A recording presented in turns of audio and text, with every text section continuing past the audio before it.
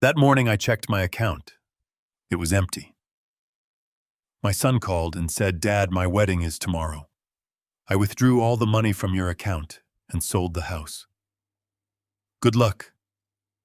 I said nothing. I just made a single phone call. And when his lavish wedding day arrived, he learned a lesson he would never, ever forget. If you are just starting to watch this story now, take a deep breath, because what I am about to tell you is something I never imagined would happen in my own life, orchestrated by my own flesh and blood.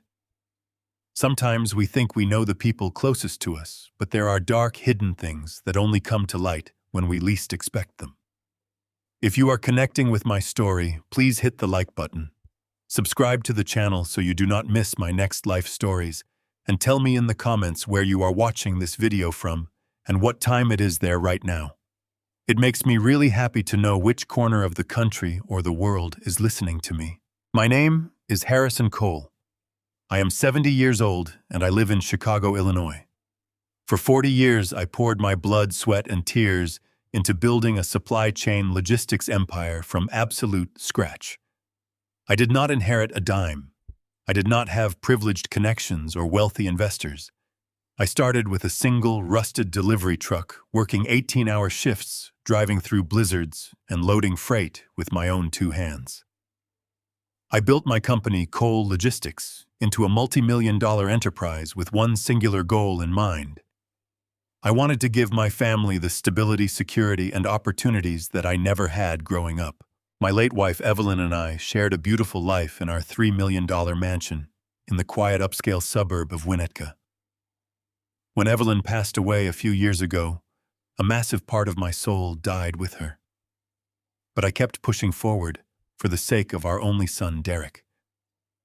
Derek is 32 years old now. I paid for his elite private schools, his college tuition, and eventually I made him the chief operating officer of my company. I wanted him to take over my legacy. I trusted him completely. It was a crisp Friday morning in downtown Chicago when my entire reality collapsed. The wind coming off Lake Michigan was sharp and bitter, but I felt nothing but warmth and pride in my chest. Tomorrow was Derek's wedding day. He was marrying a woman named Madison Pierce, a 29-year-old who came from a wealthy family. I was covering the entire cost of the wedding, a luxurious $500,000 event at the prestigious Drake Hotel. I wanted my son to have the perfect day, the kind of celebration Evelyn would have wanted for him. I parked my car and walked into the grand lobby of the main branch of Chase Bank in the financial district. The air smelled of expensive coffee and polished mahogany. I headed straight for the VIP lounge, waving to the tellers who knew me by name. I needed to wire the final $50,000 to the event planners and caterers to clear the last of the wedding balances. I sat down at the desk of Greg, my private wealth manager. Greg and I had known each other for 15 years. We had shared cigars, talked about our families, and managed millions of dollars together. Normally, Greg would greet me with a wide smile and a firm handshake. But today, he did not stand up. He did not smile. In fact, he looked like he had just seen a ghost. "Good morning, Greg," I said cheerfully, settling into the leather chair. "I just need to authorize a quick wire transfer for Derek's wedding tomorrow. 50 grand to the Drake Hotel accounts, and then I am officially done paying for this massive party." Greg stared at his computer monitor. His face was completely devoid of color. A thick bead of sweat rolled down his temple, disappearing into the collar of his stiff white shirt. He swallowed hard, his Adam's apple bobbing nervously, but he refused to look me in the eye. "Mr. Cole."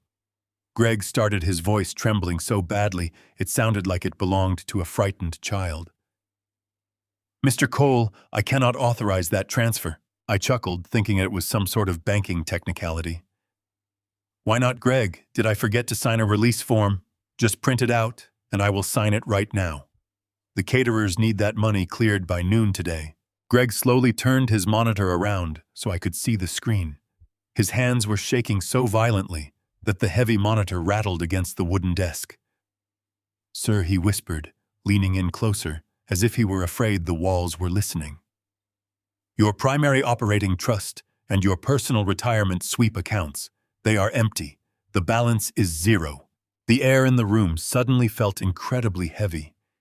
The ambient noise of the bank lobby outside the glass doors faded into a distant, muffled ringing in my ears. I leaned forward, squinting at the digital numbers displayed on the bright screen. I blinked, sure that my 70-year-old eyes were playing tricks on me. But the numbers did not change. Where there should have been $4.2 million, there was nothing but a neat, terrible row of zeros. Zero. I repeated, my voice dropping to a low, dangerous gravel. What do you mean, zero? Greg, I have over $4 million sitting in liquid assets in those two accounts alone. Where is my money? It was transferred out. Mr. Cole, Greg stammered, pulling a printed ledger from a manila folder on his desk. Exactly 24 hours ago. The entire balance of $4.2 million was wired in a single authorized lump sum to an offshore holding account in the Cayman Islands. I looked down at my own hands resting on the edge of the mahogany desk. They are thick, rough hands, heavily calloused from decades of gripping steering wheels and moving heavy freight. Hands that had built an empire piece by piece, dollar by dollar. And in a matter of seconds, an invisible electronic transaction had wiped away everything those hands had earned. Who authorized it? I demanded, the shock slowly morphing into a cold, terrifying clarity. I did not sign any wire transfers yesterday. Greg finally looked up at me, and what I saw in his eyes sent a chill straight down to my bones. It was not just fear. It was pity. The authorization came with full legal clearance, Sir Greg whispered, his eyes darting toward the heavy glass doors of his office. The paperwork was perfectly in order. I tried to delay it, but I was legally threatened if I did not comply. Before I could demand to see the signature on those documents, I noticed a subtle flashing red light under the lip of Greg's desk. It was the silent alarm.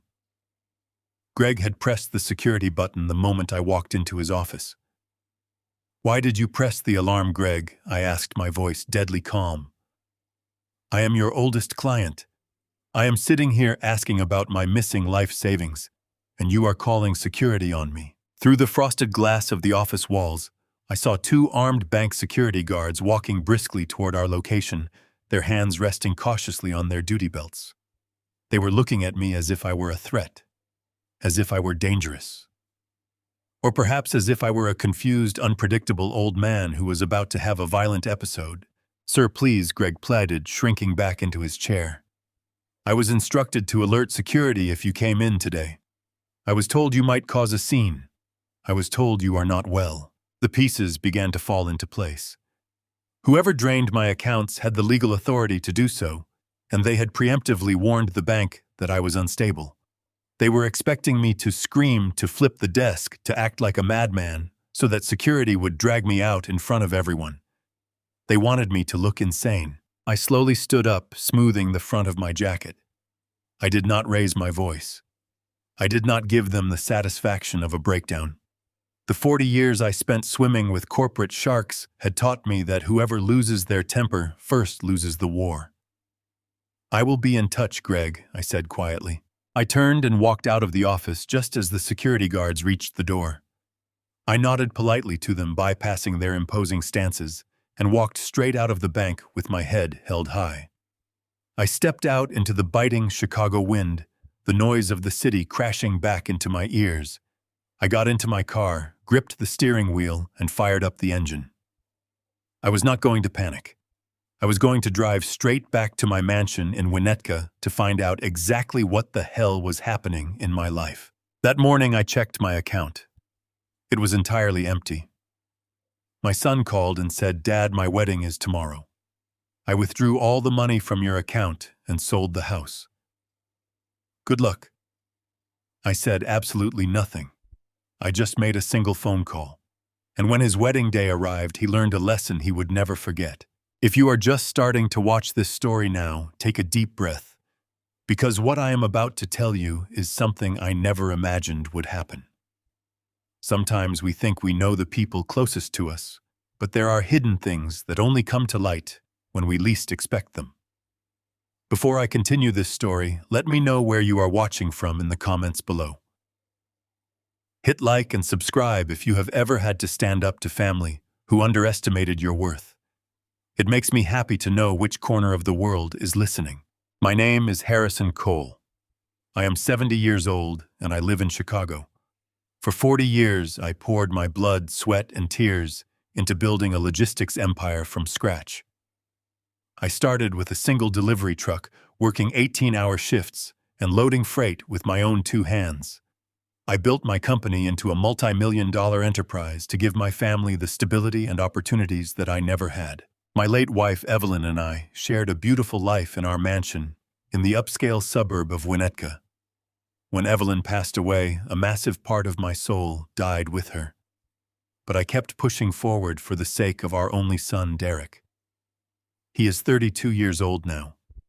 I paid for his elite private schools, his college tuition, and eventually I made him the chief operating officer of my company. I wanted him to take over my legacy. I trusted him completely. It was a crisp Friday morning in downtown Chicago when my entire reality collapsed. Tomorrow was Derek's wedding day.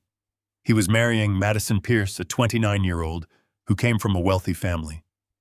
I was covering the entire cost of the wedding, a luxurious $500,000 event at the prestigious Drake Hotel. I wanted my son to have the perfect day, the kind of celebration Evelyn would have wanted for him. I parked my car and walked into the grand lobby of the main branch of Chase Bank in the financial district. I headed straight for the VIP lounge, waving to the tellers who knew me by name. I needed to wire the final $50,000 to the event planners and caterers to clear the last of the wedding balances. I sat down at the desk of Greg, my private wealth manager. Greg and I had known each other for 15 years. We had shared cigars and managed millions of dollars together. Normally, Greg would greet me with a wide smile and a firm handshake. But today, he did not stand up. He did not smile. He looked like he had just seen a ghost. "Good morning, Greg," I said cheerfully, settling into the leather chair. "I just need to authorize a quick wire transfer for Derek's wedding tomorrow. 50 grand to the Drake Hotel accounts, and I am officially done paying for this massive party." Greg stared at his computer monitor. His face was completely devoid of color. A thick bead of sweat rolled down his temple, disappearing into the collar of his stiff white shirt. He swallowed hard, his Adam's apple bobbing nervously, but he refused to look me in the eye. "Mr. Cole." Greg started, his voice trembling so badly, it sounded like it belonged to a frightened child. "Mr. Cole, I cannot authorize that transfer." I chuckled, thinking it was some sort of banking technicality. "Why not, Greg? Did I forget to sign a release form? Just print it out, and I will sign it. The caterers need that money cleared by noon today."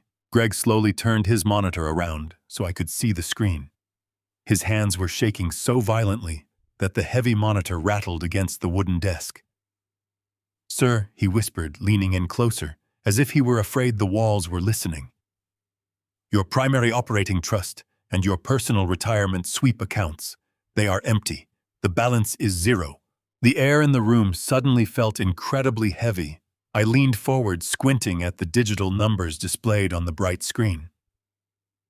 I blinked, sure that my 70-year-old eyes were playing tricks on me. But the numbers did not change. Where there should have been $4.2 million, there was nothing but a neat, terrible row of zeros. "Zero," I repeated, my voice dropping to a low gravel. "What do you mean, zero, Greg? I have over $4 million sitting in liquid assets in those two accounts alone. Where is my money?" "It was transferred out." "Mr. Cole," Greg stammered, pulling a printed ledger from a manila folder on his desk. "Exactly 24 hours ago. The entire balance of $4.2 million was wired in a single lump sum to an offshore account in the Cayman Islands." I looked down at my own hands resting on the edge of the mahogany desk. They are thick, rough hands, heavily calloused from decades of moving heavy freight. Hands that had built an empire piece by piece, dollar by dollar. In a matter of seconds, an invisible electronic transaction had wiped away everything those hands had earned. "Who authorized it?" I demanded, the shock slowly morphing into a cold, terrifying clarity. "I did not sign any wire transfers yesterday." Greg finally looked up at me, and what I saw in his eyes sent a chill straight down to my bones. It was not just fear, it was pity. The authorization came with full legal clearance, Sir Greg whispered, his eyes darting toward the heavy glass doors. The paperwork was perfectly in order. I tried to delay it, but I was legally threatened if I did not comply. Before I could demand to see the signature on those documents, I noticed a subtle flashing red light under the lip of Greg's desk. It was the silent alarm. Greg had pressed the security button the moment I walked into his office. "Why did you press the alarm, Greg?" I asked, my voice deadly calm. "I am your oldest client. I am sitting here asking about my missing life savings, and you are calling security on me." Through the frosted glass of the office walls, I saw 2 armed bank security guards walking briskly toward our location. They were looking at me as if I were a threat, as if I were dangerous, or perhaps as if I were a confused, unpredictable old man who was about to have a violent episode. "Sir, please," Greg pleaded, shrinking back into his chair. "I was instructed to alert security if you came in today. I was told you might cause a scene. I was told you are not well." The pieces began to fall into place. Whoever drained my accounts had the legal authority to do so, and they had preemptively warned the bank that I was unstable. They expected me to scream, to flip the desk, so that security would drag me out. They wanted me to look insane. I slowly stood up, smoothing the front of my jacket. I did not raise my voice. I did not give them the satisfaction of a breakdown. The 40 years I spent swimming with corporate sharks had taught me that whoever loses their temper first loses the war. "I will be in touch, Greg," I said quietly. I turned and walked out of the office just as the security guards reached the door. I nodded politely to them, bypassing their imposing stances, and walked straight out of the bank with my head held high. I stepped out into the biting Chicago wind. I got into my car, gripped the steering wheel, and fired up the engine. I was not going to panic. I was going to drive straight back to my mansion in Winnetka to find out exactly what the hell was happening in my life. The drive from downtown Chicago to Winnetka usually takes about 45 minutes. That afternoon, it felt like an eternity. My mind was racing, trying to process the impossibility of a zero balance, but I kept my hands steady on the steering wheel. I pulled onto my quiet, tree-lined street, expecting to find the sanctuary I had built for my family. Instead, I found a nightmare. A massive wooden sign was staked right in the middle of my perfectly manicured front lawn. The word "sold" was plastered across it in bold, aggressive red letters. I slammed on the brakes and parked haphazardly in the driveway. 3 large moving trucks were backed up to the front porch. A crew of strangers in matching uniforms was carrying out pieces of my life. I watched in absolute horror as 2 men roughly hauled out Evelyn's antique cherry wood dining table. That was the table where we had shared Thanksgiving dinners, where we had celebrated Derek's birthdays, where my late wife had spent hours drinking her morning tea.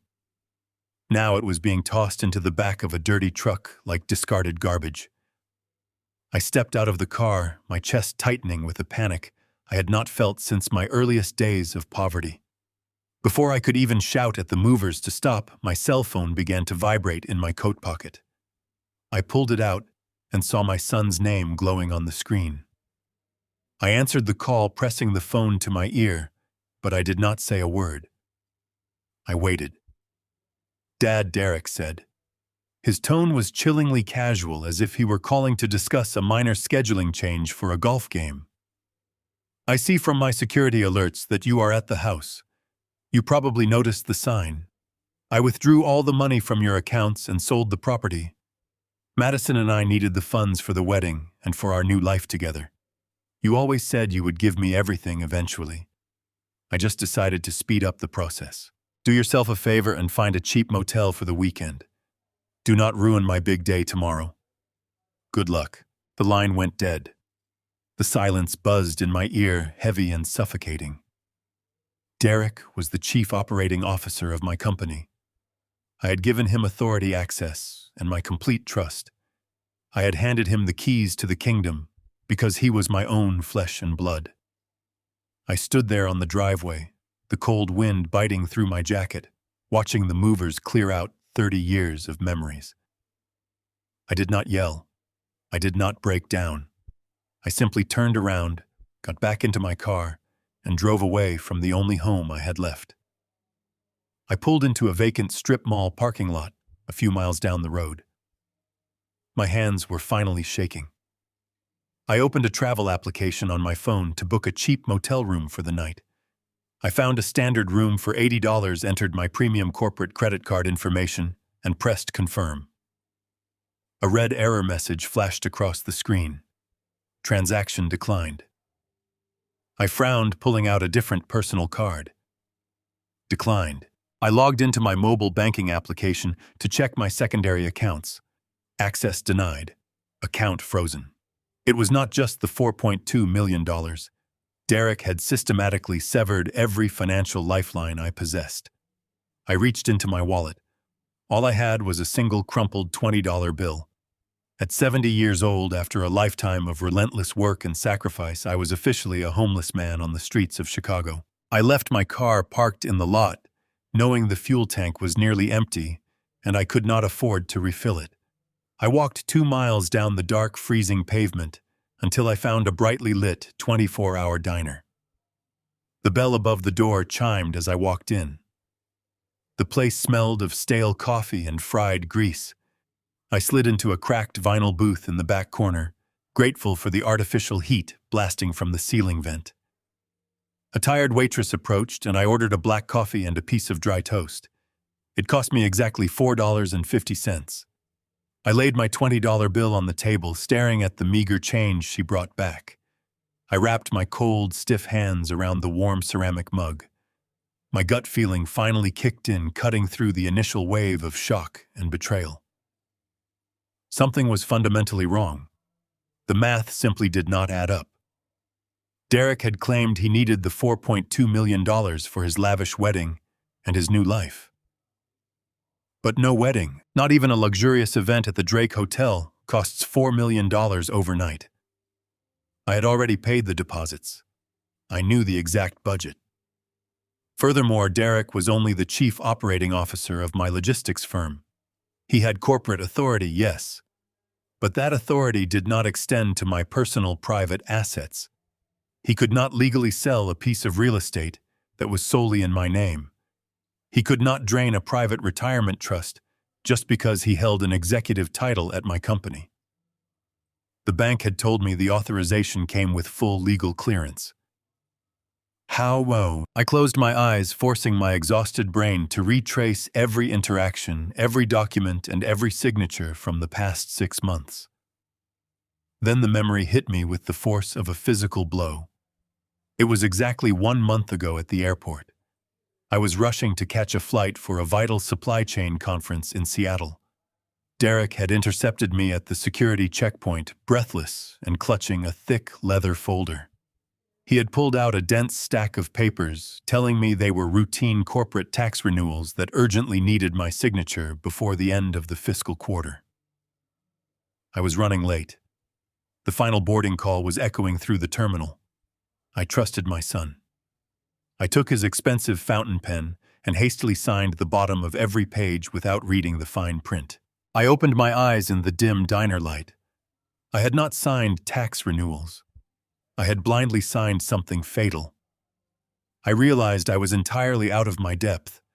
I needed a ruthless, predatory shark to help me navigate this nightmare.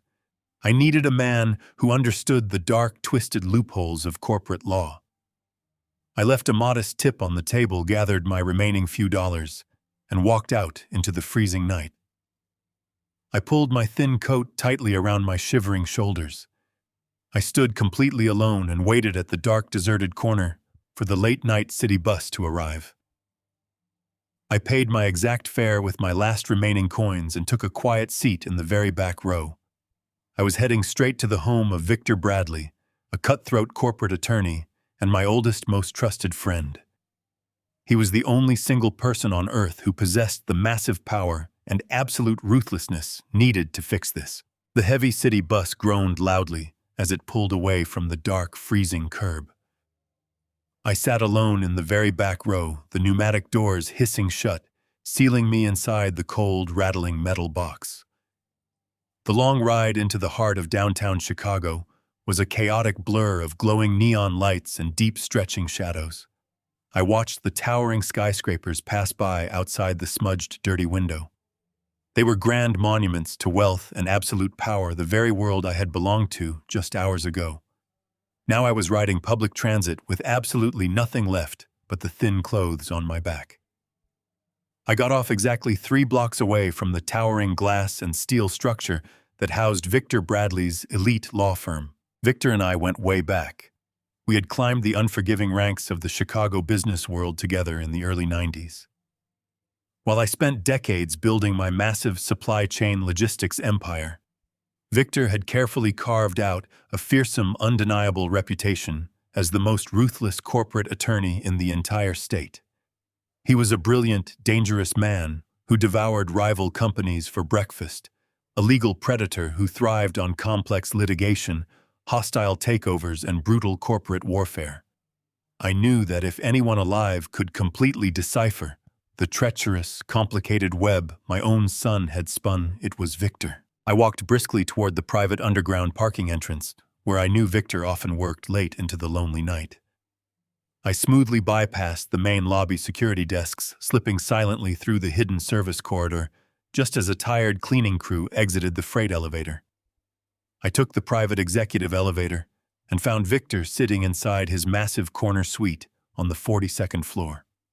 The spacious, luxurious room was bathed entirely in the cold blue glow of his multiple massive computer monitors. When I stepped through his heavy solid oak double doors, he did not even bother to look up from his reading glasses until I finally spoke his name. I explained everything to him in a low, perfectly steady voice. I told him about the completely empty bank accounts, the instantly frozen credit cards, the moving trucks aggressively clearing out my beloved family home, and the chilling, remorseless phone call I had just received from my only son. Victor listened closely, without interrupting once. He slowly took off his glasses, rubbing the bridge of his nose in deep concentration. He did not offer any empty, useless sympathy. He knew me far too well for that kind of typical behavior. Instead, he simply nodded, his sharp eyes hardening immediately into twin chips of dark, unforgiving flint. He walked over to lock the heavy double doors of his office and quickly turned back to his glowing monitors.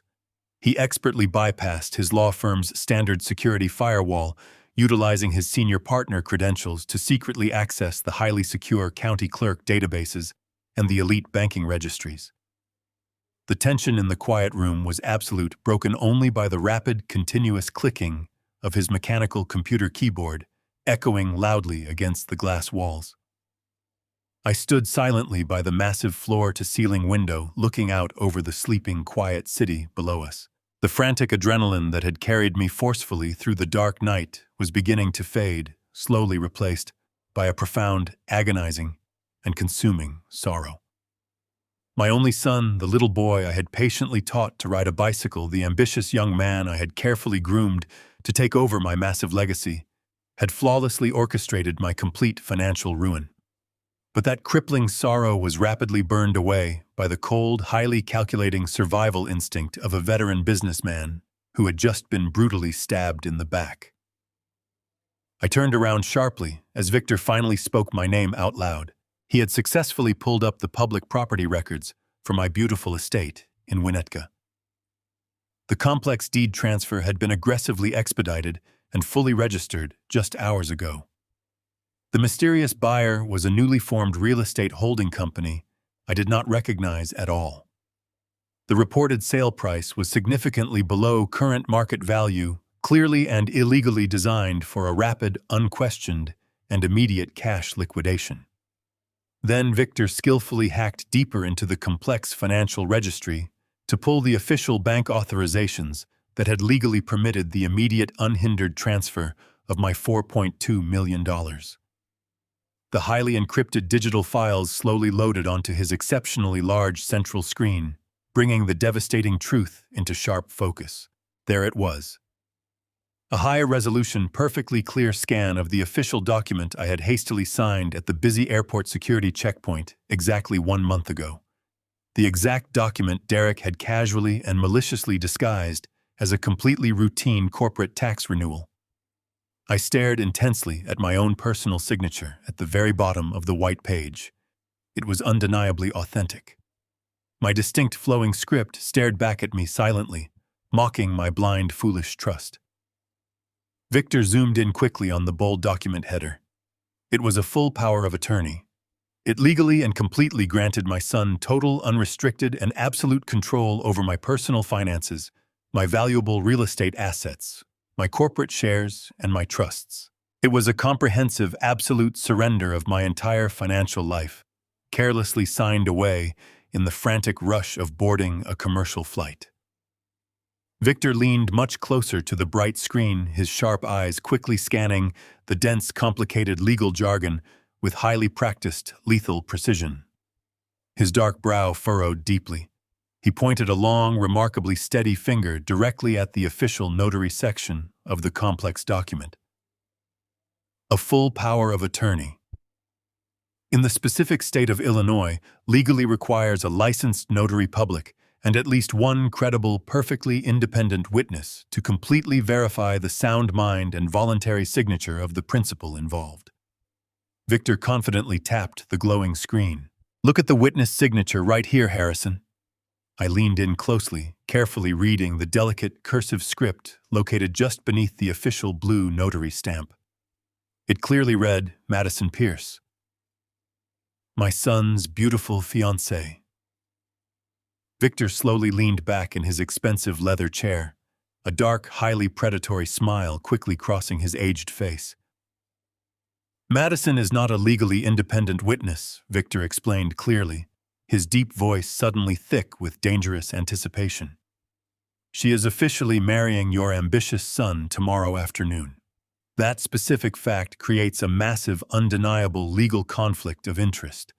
She stands to quickly and directly gain from this massive illegal transfer of incredible wealth. This single careless signature completely renders the entire power of attorney highly vulnerable to a serious, destructive fraud challenge in court. It was a remarkably sloppy, incredibly arrogant mistake made by a couple of greedy, foolish amateurs who falsely thought they were so much smarter than everyone else around them. For the very first time all night, I truly felt a genuine, powerful spark of real hope. We finally had a strong legal foothold. We possessed a distinct, sharp weapon to ruthlessly use against them tomorrow. But the highly confident, dangerous smile on Victor's face suddenly vanished entirely as he slowly scrolled his computer mouse downward. He quietly flipped to the second hidden page of the digitized bank authorization file. His dark eyes widened slightly in pure shock. I watched his face turn completely pale, perfectly mirroring the exact horrified expression my banker had worn mere hours earlier. The warm air in the luxurious office grew extremely heavy and freezing cold. He slowly looked up at me, his strong jaw tightening with an unspoken, terrifying dread. "Harrison," he whispered slowly, his voice completely devoid of its usual arrogant confidence. "This is not just a full power of attorney."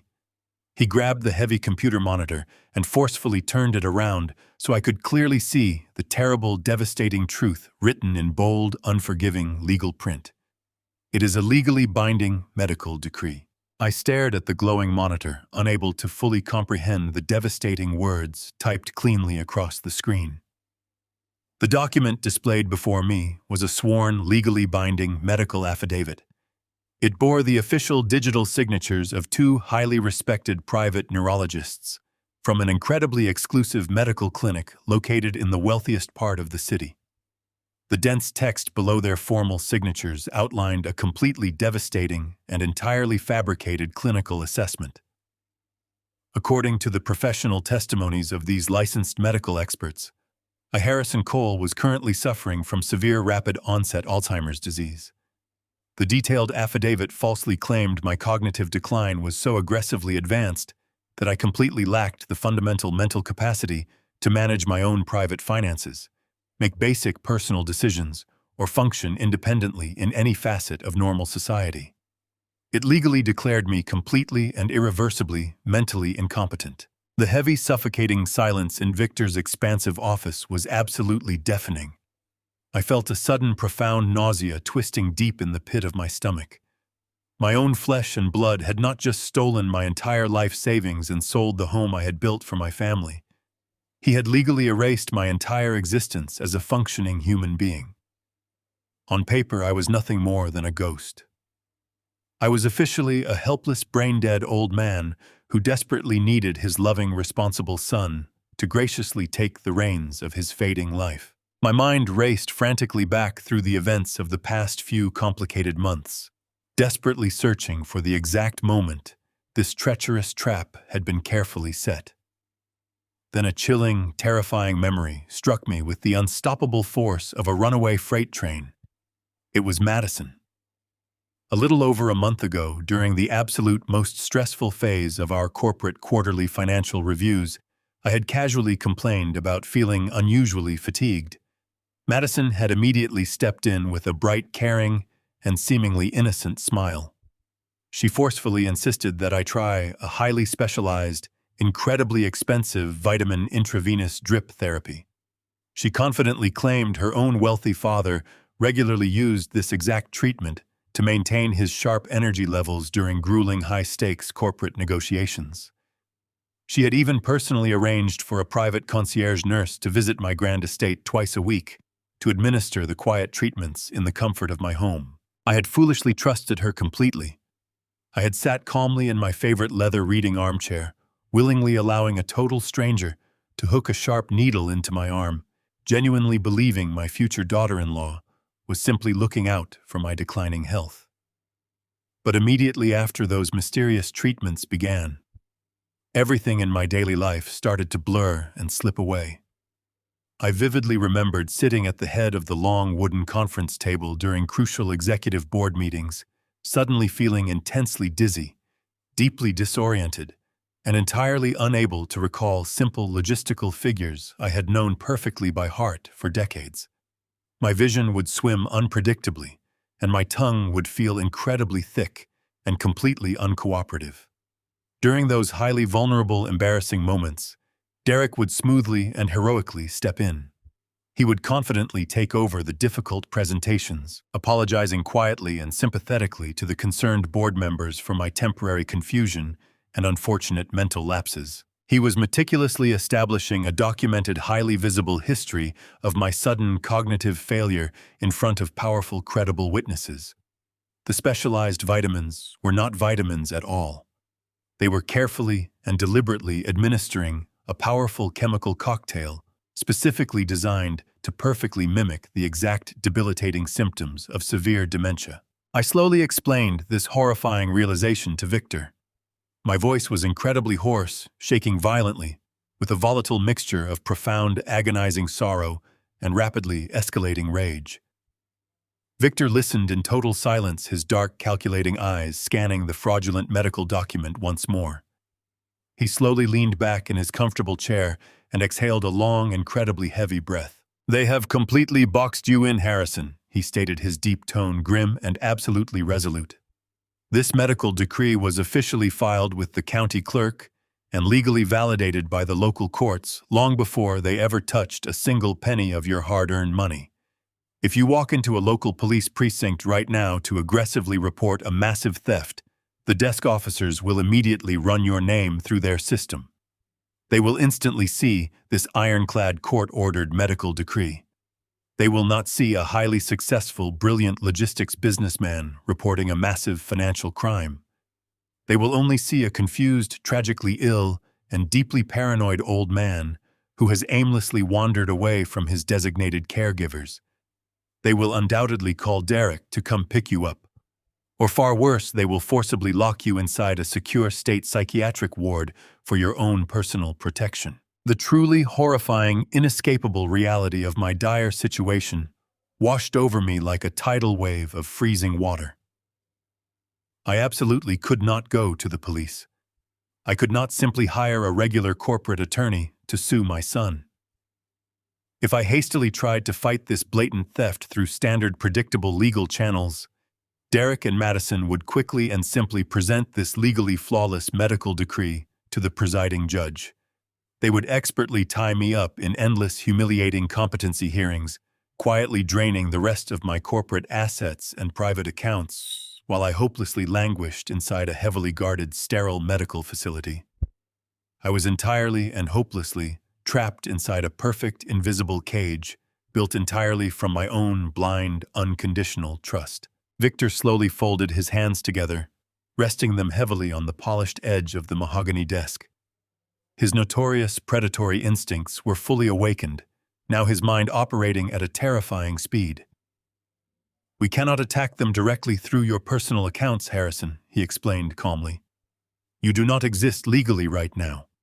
If we genuinely want to shatter this fraudulent medical decree and completely destroy their carefully crafted narrative, we absolutely have to prove malicious, undeniable intent. We have to conclusively prove that this entire medical diagnosis was illegally purchased to facilitate a massive, highly coordinated corporate crime. We must meticulously and ruthlessly follow the stolen money." I turned and looked intently at the bright screen, staring at the staggering $4.2 million wire transfer. It was a truly massive sum, but Derek absolutely did not need that kind of incredible capital just to fund a luxury wedding reception. He was clearly planning something much larger, something deeply sinister that required a massive immediate infusion of illicit cash. I stood up, the exhaustion completely vanishing from my aging bones. I was no longer a grieving, broken father mourning the cruel betrayal of his only son. I was an experienced veteran of the brutal logistics wars, and I knew exactly how to hunt my enemies, find out exactly where that money went, Victor. I commanded, my voice echoing with absolute, unwavering authority in the quiet room. Find the routing numbers, uncover the hidden offshore holding accounts, and tear down every single digital wall they have built. If I am going to prove my sanity to the unforgiving world, I need to know exactly what my son is buying with my life savings. Victor did not waste a second. He grabbed the black telephone on his desk and dialed a string of numbers from memory. It was 3 a.m, but in the realm of global finance, someone was always awake. Victor spoke to a contact in Geneva who specialized in piercing international banking secrecy. I paced the luxurious office, the thick carpet silencing my footsteps. Every minute felt like a physical weight. I watched the sprawling Chicago skyline, knowing my son and his bride were celebrating their theft. Victor turned his fierce attention back to his multiple monitors. His fingers danced across the keyboard with terrifying speed. Lines of complex code and financial ledgers cascaded down his screens. He was deploying software that ignored standard legal boundaries, hunting the footprints of my wealth. My $4.2 million had not simply vanished, a sum that massive leaves a distinct ripple in the banking ecosystem. Victor tracked the money through a chaotic maze of domestic shell companies. The funds were shuffled through corporate accounts in Delaware and Nevada, seamlessly recombined before being vaulted across international borders. It was a sophisticated money laundering operation. Derek had planned this maneuver for months. He had anticipated my reaction and built a digital fortress. But my son fundamentally misunderstood the sheer power of a seasoned predator like Victor Bradley. Victor leaned forward, his sharp eyes narrowing, as the final destination of the wire transfer materialized on his central screen. He pointed a steady finger at a specific banking cipher. "The money has left the United States entirely," Harrison Victor stated. The sum was just deposited into a secure private trust account managed by a secretive financial institution located in the Cayman Islands. I moved closer to the desk, staring hard at the unyielding digital readout.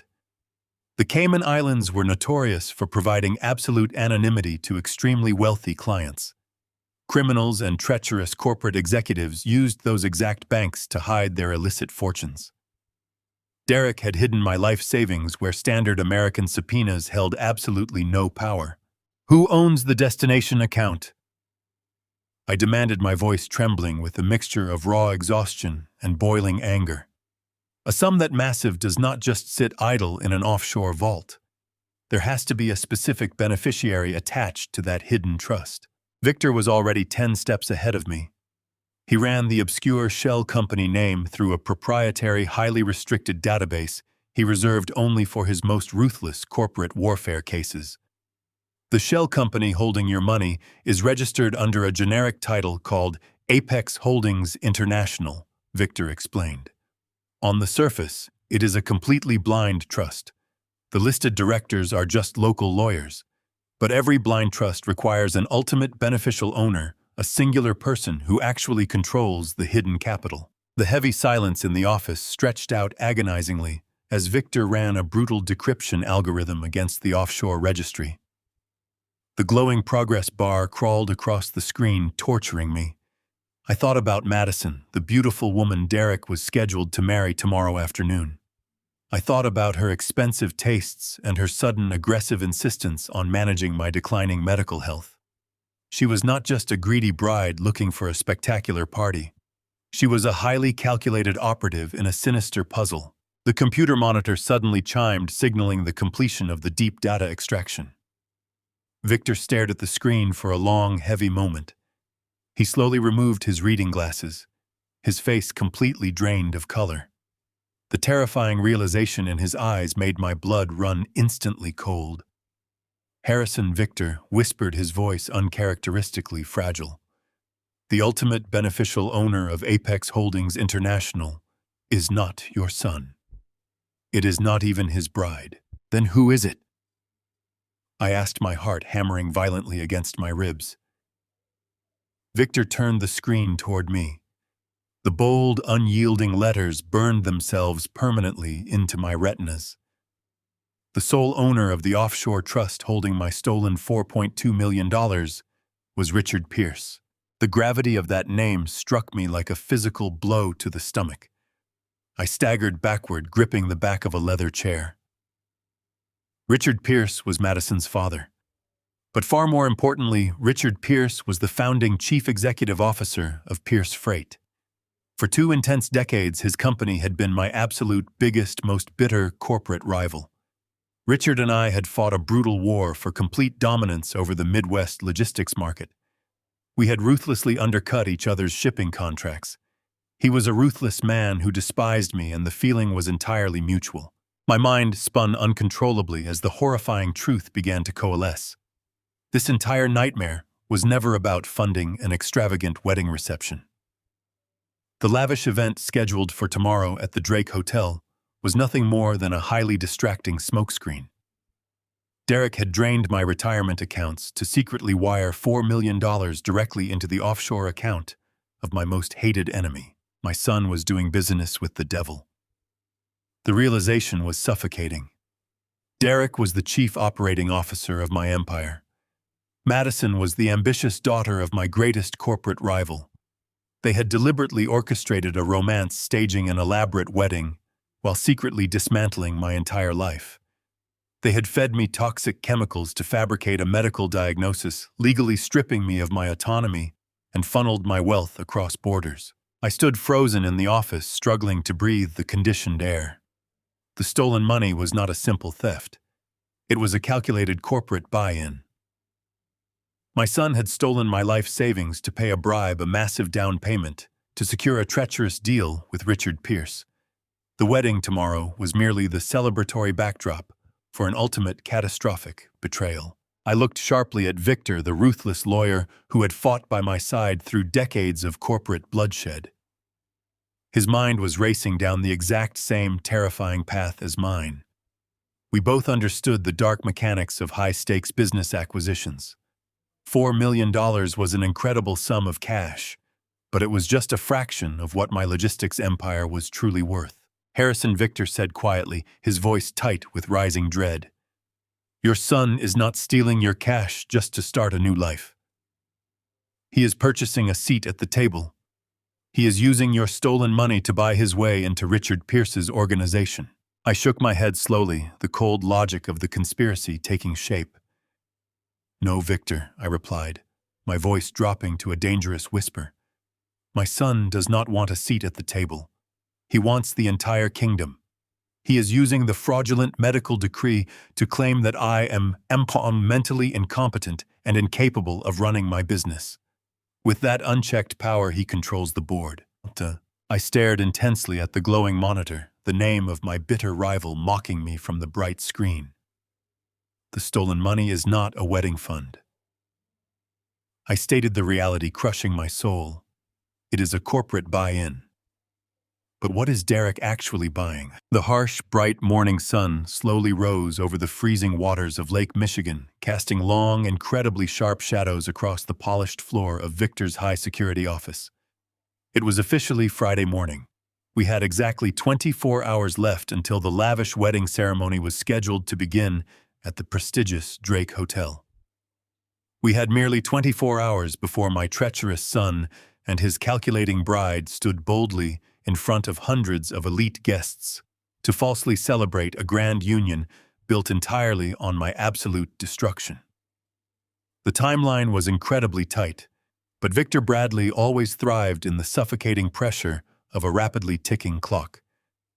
He had patiently spent the remaining hours of the dark night digging furiously through Derek's digital itinerary. My son, foolishly drunk on his own perceived invincibility, had carelessly synced his private personal calendar directly with his corporate executive email account. Victor quickly discovered a highly discreet entry scheduled for exactly 10 o'clock that very morning. It was not a routine wedding rehearsal or a final suit fitting. It was a private, highly confidential pre-wedding brunch. The exclusive guest list consisted of only 3 people: Derek Madison and Richard Pierce. They were secretly meeting in a heavily guarded VIP suite on the absolute top floor of the Drake Hotel, securely hidden far away from the prying eyes of the public and the early arriving wedding guests. We desperately needed to know exactly what they were discussing. We needed undeniable spoken proof of their malicious corporate conspiracy. Victor did not waste a single precious moment. He immediately called a highly specialized, entirely off-the-books surveillance contractor. He kept quietly on a lucrative retainer for his most sensitive, high-stakes corporate espionage cases. Within 2 short hours, a discreet, unmarked black utility van was parked silently in the busy, echoing loading dock alley directly behind the massive luxury hotel. Inside the cramped, windowless back of the van, Victor and I sat tightly shoulder to shoulder in the dim, pulsing blue glow of specialized audio receiving equipment. Victor had flawlessly orchestrated the entire incredibly dangerous infiltration. Through a clever series of highly lucrative, completely untraceable cash bribes, he had thoroughly compromised a senior room service waiter who had exclusively worked the restricted VIP floors of the Drake Hotel for over a long decade.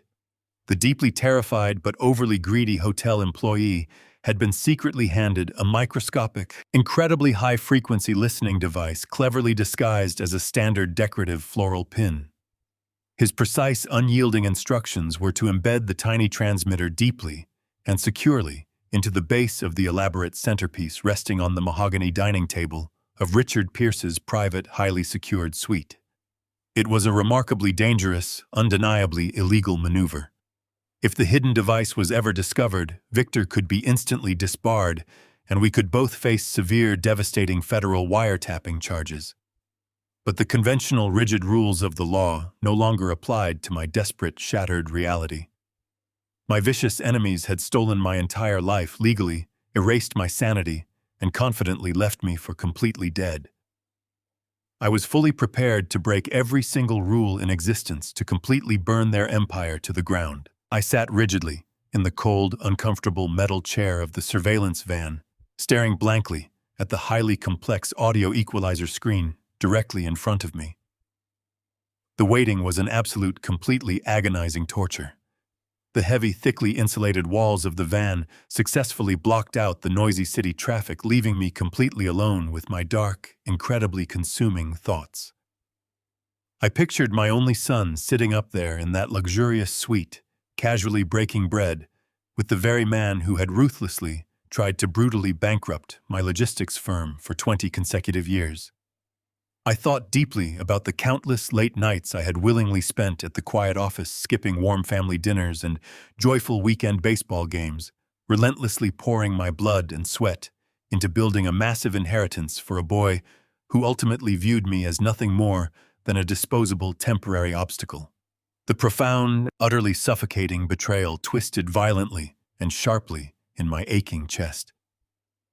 It was infinitely worse than the devastating loss of my $4 million, or the sudden, unbelievable theft of my beautiful family estate. Derek was not just maliciously stealing my hard-earned wealth. He was actively, willingly sleeping with the absolute enemy. He had gladly climbed into bed with the single most vicious, unforgiving rival I had ever faced in my entire decades-long professional career.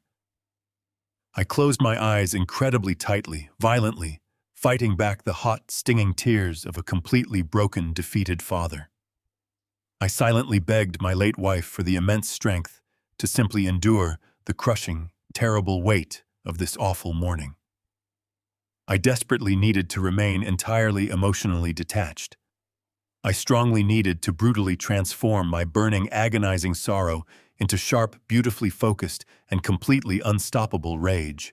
Suddenly, a sharp, incredibly piercing burst of loud static crackled violently through the heavy padded headphones securely clamped over my ears.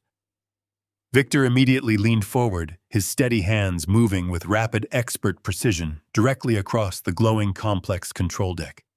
He carefully and meticulously adjusted the sensitive audio frequencies, skillfully filtering out the ambient, annoying background noise of the busy hotel. The digital sound waves on the bright monitor spiked high and then perfectly leveled out, establishing a crystal clear, completely uninterrupted audio connection. The hidden bug was successfully active. We were finally inside the secure room. I held my breath, gripping the sharp edge of the metal console so incredibly hard, my knuckles turned completely starkly white. The incoming audio feed was remarkably, terrifyingly crisp. I could clearly hear the delicate, distinct clinking of expensive crystal champagne flutes and the soft, rhythmic scrape of heavy silver cutlery against fine, imported china plates. Then a highly familiar voice echoed loudly through the earpiece. It was Derek. His tone was exceptionally light, entirely confident, and dripping with a sickening, unearned arrogance. He was laughing warmly, a specific, joyful sound that made my empty stomach churn with profound, violent disgust. Madison quickly chimed in, her voice artificially sweet and highly calculated, showering her powerful father with empty, overly practiced affection. I listened to them happily exchange pleasantries, my aching chest tightening with every single passing second of their incredibly fake celebratory banter. They sounded so incredibly happy, so perfectly victorious, completely and blissfully unaware that the exact man they had supposedly erased from legal existence was currently listening to every single breath they casually took. The light, casual conversation slowly faded into a very serious, heavy, and profound silence. The falsely light-hearted tone of the room completely vanished instantly, replaced by the cold, brutal, and unyielding gravity of a high-level, ruthless corporate boardroom. I waited silently in the dark van, the tension wrapping tightly around my throat like a cold, physical vice. Finally, the deep, unmistakable, and gravelly voice of Richard Pierce resonated forcefully through the hidden microphone. It was a familiar voice I violently clashed against in dozens of corporate bidding wars. The $4.2 million cleared, Richard Pierce stated. Tomorrow, the logistics empire is ours. The reality of Richard Pierce's voice echoing through the earpiece sent a shockwave into my chest. The $4.2 million cleared. Tomorrow, the logistics empire is ours. Those words hung in the stale air of the van like a thick fog. I stared blankly at the audio equalizer glowing in the darkness. My breathing stopped. Victor sat frozen beside me, his dark eyes fixed on the glowing monitor. We listened in absolute silence as the clinking of champagne crystal rang out from the hidden microphone planted hundreds of feet above us in the hotel suite. Derek let out an arrogant chuckle that made my stomach turn with disgust. It was the laugh of a man who believed he had executed the perfect crime. You have to admit, Richard, Derek said, his tone dripping with confidence. The timing is immaculate. The board of directors has been completely neutralized. They already have the medical affidavits from the neurologists on file. As of this morning, my father is legally recognized as mentally incompetent. I hold the full power of attorney. He cannot legally contest a single document I sign on his behalf. Richard Pierce let out a low hum of satisfaction. He was a vicious, predatory businessman who had spent 20 years trying to destroy my firm. Now my own flesh and blood was handing him the keys to the castle on a silver platter. "I must confess," Derek Richard replied slowly, "I thought your father would put up a much bigger fight. Harrison Cole has always been a remarkably stubborn opponent. I never imagined you could blindside him so thoroughly. You played him perfectly." Madison chimed in, her voice sounding artificially sweet and horribly calculated. "He never suspected a single thing, Daddy. We convinced him that his sudden memory lapses and terrible dizzy spells were just the natural signs of his rapidly advancing age. He trusted Derek unconditionally. He blindly signed the medical power of attorney without glancing at the fine print. He gave us the weapon to legally erase his existence. I closed my eyes tightly, forcing myself to endure the physical pain of their casual words. My own son and his bride were sitting in a luxury suite cheerfully toasting my destruction. But the true horror of their sinister conspiracy was only just beginning to unfold. Victor leaned closer to the audio console, adjusting a dial to amplify the feed as Derek began to speak once more. "The real genius of the plan is the wedding reception tomorrow night," Derek bragged smoothly. "The media and the public believe it is simply an extravagant family celebration. But you and I know the actual truth. It is the perfect smokescreen." My mind raced frantically, trying to process the magnitude of his sickening words. A smokescreen.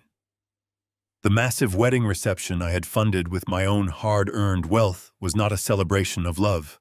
It was a disguised corporate trap. I have officially invited all the senior executive board members from both of our companies to attend the grand reception at the Drake Hotel. Derek continued, his voice echoing with sinister excitement. "Everyone thinks they are gathering to celebrate my marriage to Madison. But at exactly 8 o'clock tomorrow evening, we will quietly usher the key stakeholders into the private executive dining room behind the main ballroom. The formal press photographers will be stationed there. That is exactly when and where we will publicly execute the final signatures." Richard Pierce chuckled darkly. "A completely hostile corporate merger perfectly disguised as a beautiful family union. It is incredibly ruthless, Derek. We will rapidly absorb your father's massive logistics firm into Pierce Freight for pennies on the dollar. The board members will be completely cornered. With the local press present and your father's legally binding medical decree already circulating among the executives, they will have no legal choice but to quietly accept the sudden consolidation. We swallow his entire life's work in one single glorious evening." I sat rigidly in the dark van, my hands curling into tight fists.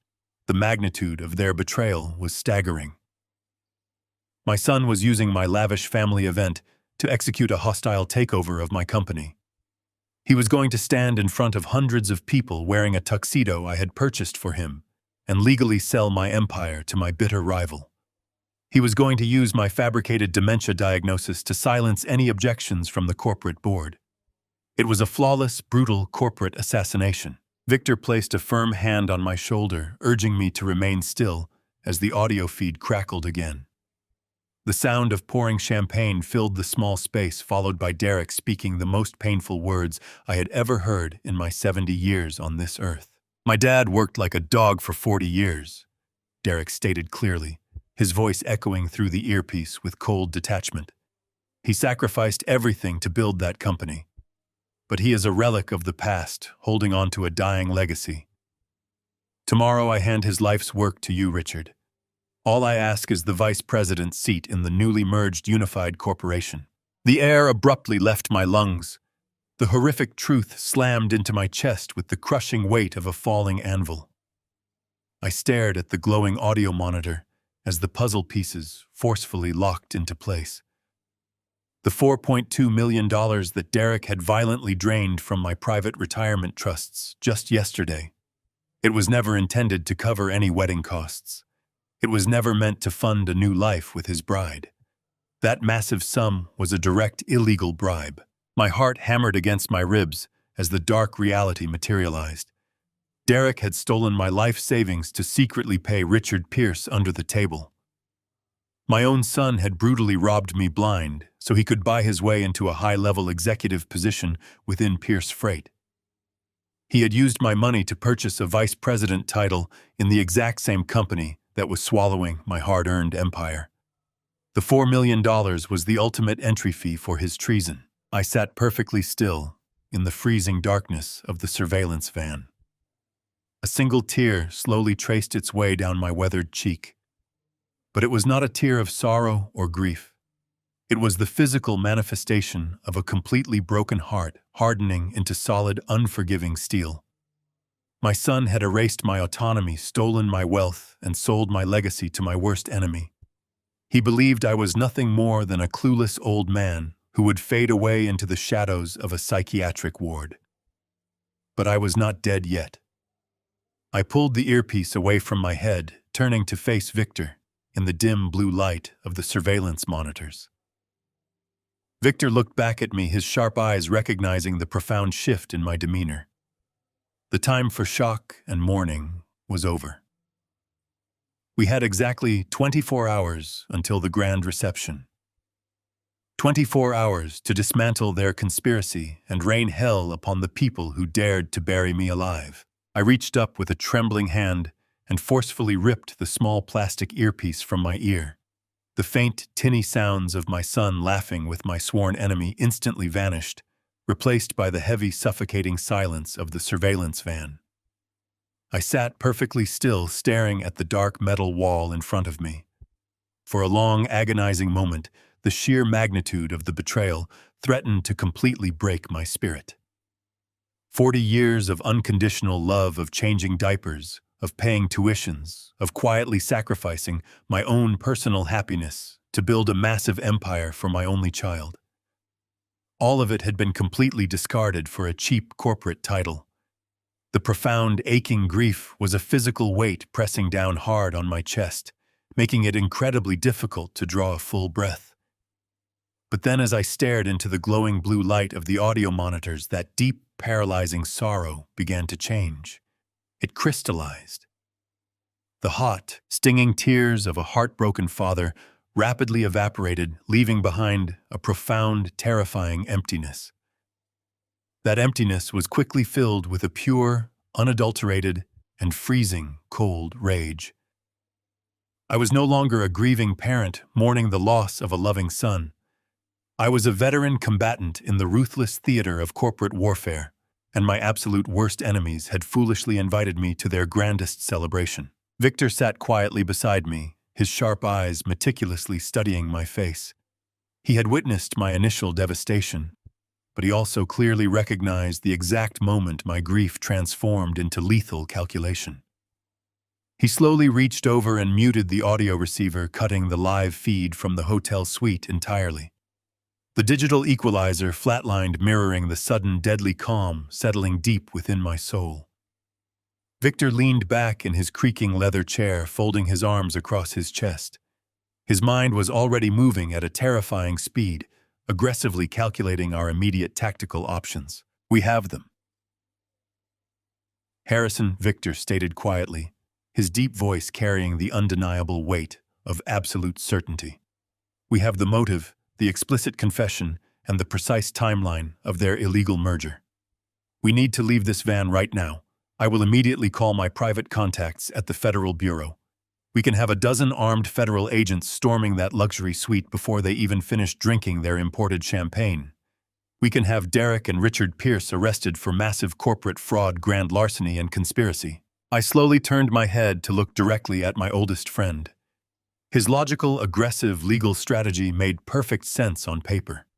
It was the standard expected playbook for a massive corporate crime. But I knew the dark, twisted reality of the battlefield we were currently standing on. I shook my tired head slowly, my expression quickly hardening into a permanent mask of pure, unyielding stone. "No," I replied, my voice completely devoid of any emotion. "We are not calling the police. We are not calling the federal authorities." Victor frowned deeply, clearly confused by my sudden rejection of his flawless legal strategy. "Harrison, listen to reason," he urged, leaning closer. "They are actively conspiring to steal your entire logistics company. If we wait, if we hesitate for even a single second, they will legally finalize the hostile merger tomorrow night. We have to strike them immediately. If we call the police right now, we will lose everything." I explained, my tone sharp and unyielding. "Think about the legal reality of our situation, Victor.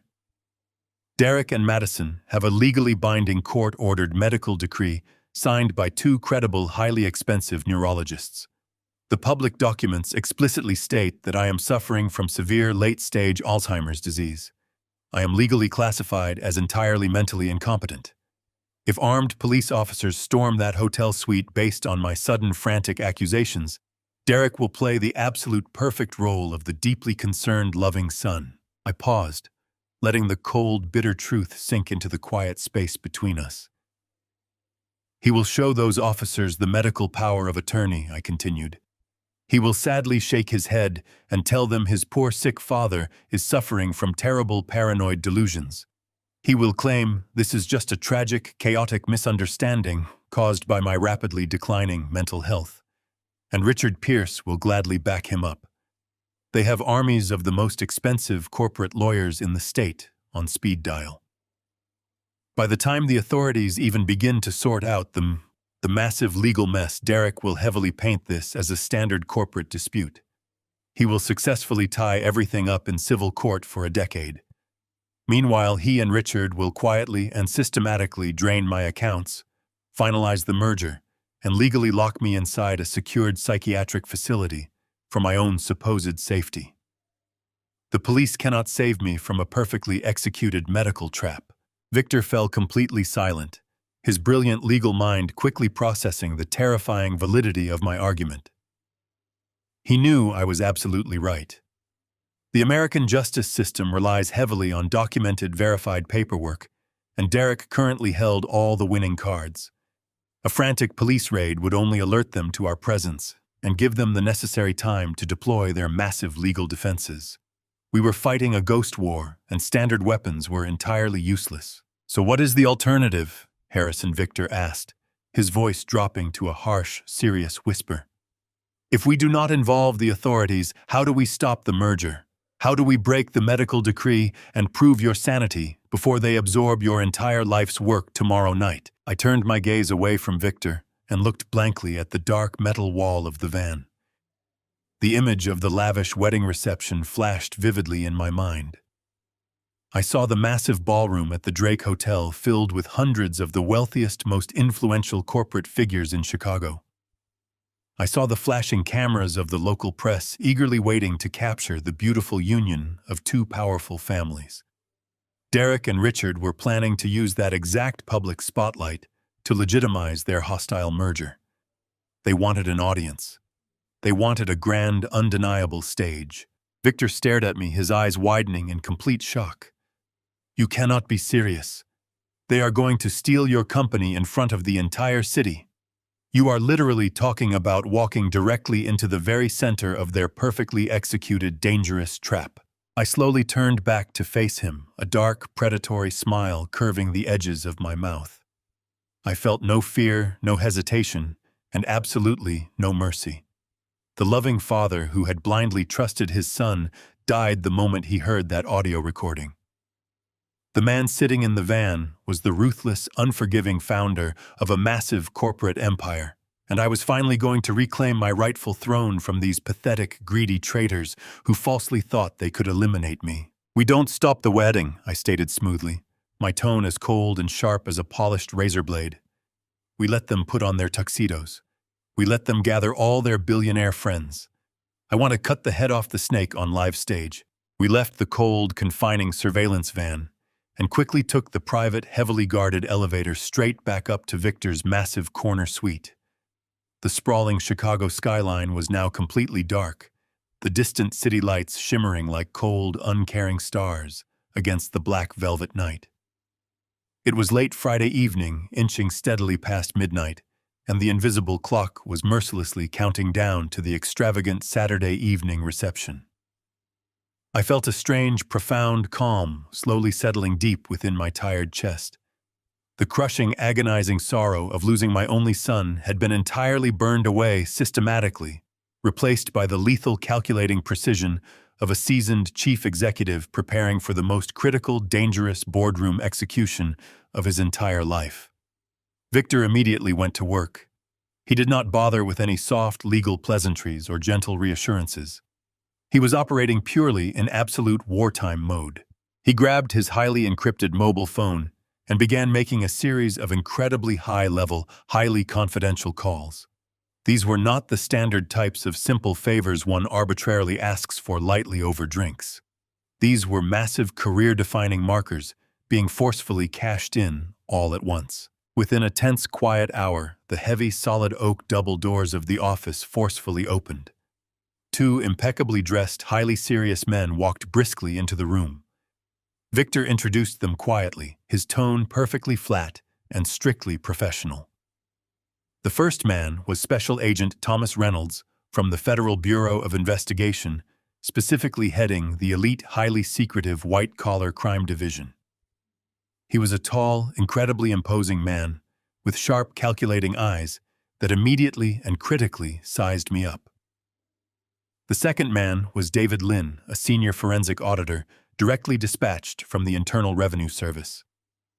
These were truly formidable men who systematically hunted elusive corporate ghosts for a living, dangerous men who routinely dismantled billion-dollar financial frauds and brought massive criminal organizations to their knees. Victor motioned for them to take a seat at the polished mahogany conference table, where we had carefully laid out our devastating digital arsenal. We possessed the flawlessly recorded wiretap audio from the luxurious hotel suite.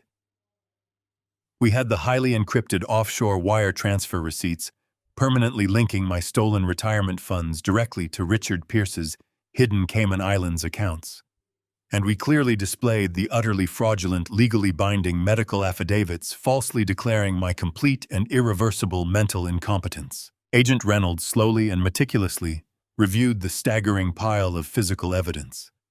He listened intently to the crystal-clear, undeniable audio recording of my treacherous son and Richard Pierce casually discussing the hostile corporate merger and the massive $4.2 million under-the-table bribe.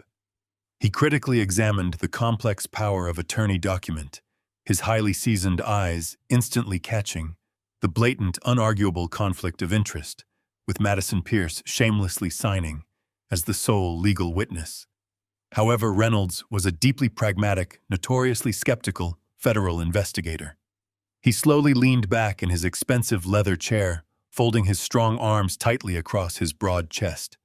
He looked directly at Victor, his hardened expression completely unyielding.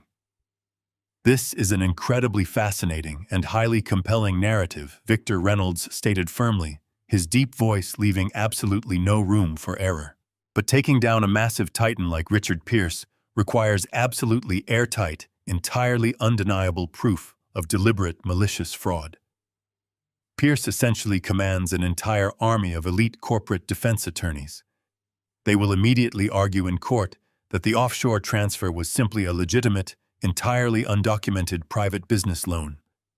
They will fiercely claim the power of attorney is legally binding, based heavily on these officially signed medical affidavits.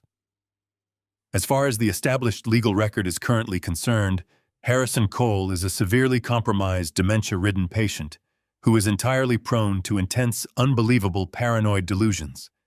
You need something vastly stronger to legally justify moving a federal strike team into that incredibly public reception." That was the exact decisive moment I forcefully stepped forward. I did not raise my voice, nor did I display a single ounce of the frantic, desperate panic they might reasonably expect from a sick, frightened old man. I looked Agent Reynolds directly and fearlessly in his sharp eyes, projecting the absolute, unquestionable authority I had spent 4 decades painstakingly mastering. "I am not a sick man, Agent Reynolds," I declared smoothly, my tone perfectly even and terrifyingly clear. And I am going absolutely to prove it to you right here and right now. For the next solid 30 minutes, I completely and utterly dismantled their heavily fabricated Alzheimer's diagnosis on the spot. I flawlessly and rapidly recited the highly complex, closely guarded proprietary logistical algorithms my company used to absolutely dominate the lucrative Midwest shipping routes. I accurately recalled the exact specific profit margins, minor quarterly tax expenditures, and incredibly intricate employee pension structures from the past 10 consecutive fiscal years without ever glancing at a single written note. I systematically broke down the exact international trade laws that strictly governed Richard Pierce's vast overseas freight contracts, expertly pointing out the precise structural weaknesses and glaring vulnerabilities deeply hidden within his massive corporate supply chain. I spoke with the sharp, completely unyielding brilliance of a veteran master tactician, who intimately and perfectly knew every single turning gear and hidden lever of his massive, sprawling empire. Agent Reynolds and David Lynn sat completely paralyzed in absolute, stunned silence. The senior IRS auditor slowly closed his leather-bound notebook, shaking his head in sheer, undeniable disbelief. No man suffering from late-stage rapid-onset dementia could possibly retain, let alone so brilliantly and flawlessly articulate that incredibly high level of highly complex financial and operational data. The sworn medical affidavits were undeniably, maliciously, and criminally forged. My flawless, perfectly lucid, and dominating demonstration was the definitive, airtight proof they desperately needed to legally justify immediate aggressive federal intervention. Agent Reynolds slowly stood up sharply, pulling his secure mobile phone from his dark suit jacket pocket. "We have more than enough to legally authorize a full, highly armed federal raid on the wedding reception tomorrow night," he confirmed grimly. "But there is an incredibly massive, potentially insurmountable logistical problem standing directly in our way. To legally intercept and officially freeze a corporate merger of this stunning magnitude in absolute real time, my tactical team desperately requires a highly specific physical federal injunction. It must be personally reviewed, completely verified, and physically signed by a sitting, fully authorized federal judge." Victor looked down sharply at his heavy gold watch, his square jaw clenching tightly in extreme visible frustration. It was exactly 3 o'clock in the cold, dark morning on a Saturday. The judicial courts were completely locked down and utterly inaccessible for the long weekend. The harsh, incredibly terrifying reality of the rapidly approaching deadline violently crashed down upon us. We absolutely needed a binding federal signature immediately, but absolutely no judge was awake. Without that singular piece of legal paper, my traitorous son would successfully hand over my magnificent legacy and escape entirely unharmed. We were officially out of viable legal options. I stared at the men assembled around the table, refusing to let this devastating failure become my final, unwritten ending. The heavy silence in Victor's office was suffocating. I refused to let my legacy end in a dark room at 3 in the morning. We needed a signature to authorize the raid and freeze the merger. Derek and Richard Pierce would execute the merger contracts the moment the private executive dining room doors closed. I turned to Victor, my voice cutting through the despair. "I know a federal judge with the absolute authority to sign that injunction right now," I said. "I am talking about Arthur Sterling." Judge Sterling was one of the most feared judges in the Seventh Circuit. But 15 years ago, Arthur Sterling was a struggling corporate attorney, drowning in inescapable medical debts. His young daughter had been diagnosed with leukemia. His insurance had capped out. I quietly established an anonymous blind trust to cover every penny of her medical care. She survived, and he went on to build a pristine career. I had never once called in that massive favor. But tonight, my survival demanded that I collect the debt. Victor grabbed his coat without a word. Within 10 minutes, we were tearing down the freezing streets of downtown Chicago, racing toward the affluent suburbs of Evanston. It was 4 in the morning when Victor pulled into the driveway of Judge Sterling's home. The neighborhood was dark, buried in peaceful sleep. I stepped out of the vehicle, marched up the flagstone path, and pressed the doorbell. I held my finger against it, letting the chime echo loudly, pounding my fist against the solid wood. Agonizing minutes passed before a light flicked on in the hallway. Angry footsteps thundered down the grand staircase. The front door was yanked open, revealing Judge Arthur Sterling. He wore a dark silk robe, his silver hair disheveled, his face twisted into a mask of pure fury. "Who in the hell do you think you are?" Sterling bellowed into the freezing night. But his tirade died instantly, the second his waking eyes locked onto my face.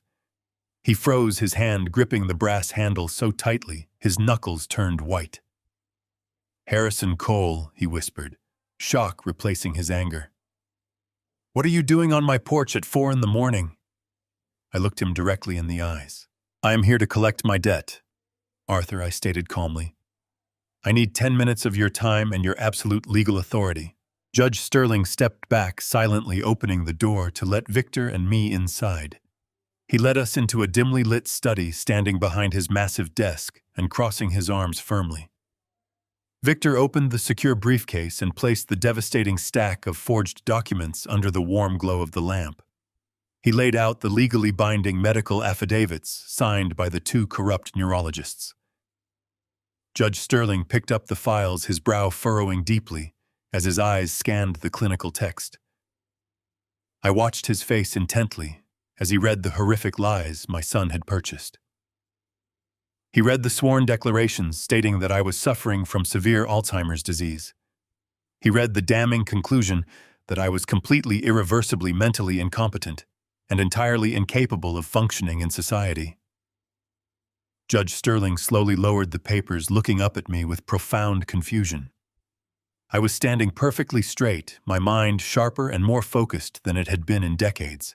I calmly and meticulously explained the complex corporate conspiracy. I detailed the logistics of the $4.2 million offshore wire transfer to Richard Pierce. I flawlessly recited the specific Cayman Islands account routing numbers Victor had decrypted. I outlined the precise timeline of the hostile corporate merger my son was orchestrating under the deceptive guise of a lavish wedding reception. I spoke with the undeniable clarity of a man in absolute command of his mental faculties. Judge Sterling stared at me in stunned silence. The sheer magnitude of the fraud was rapidly sinking into his legal mind. He realized he was looking at a man who was officially dead on paper, yet standing right in front of him, demonstrating a level of cognitive brilliance that most young executives could never hope to achieve. "This is an absolutely unprecedented assassination of your legal autonomy," Sterling murmured quietly, dropping the fraudulent documents onto his desk. "They have weaponized the local probate courts to entirely bypass standard corporate oversight. Your son is attempting to illegally execute a multi-million-dollar merger using a completely fabricated medical shield. If this goes through tonight, Richard Pierce will legally absorb your entire company and your son will lock you away in a psychiatric ward before the sun rises on Monday." Victor stepped forward quickly.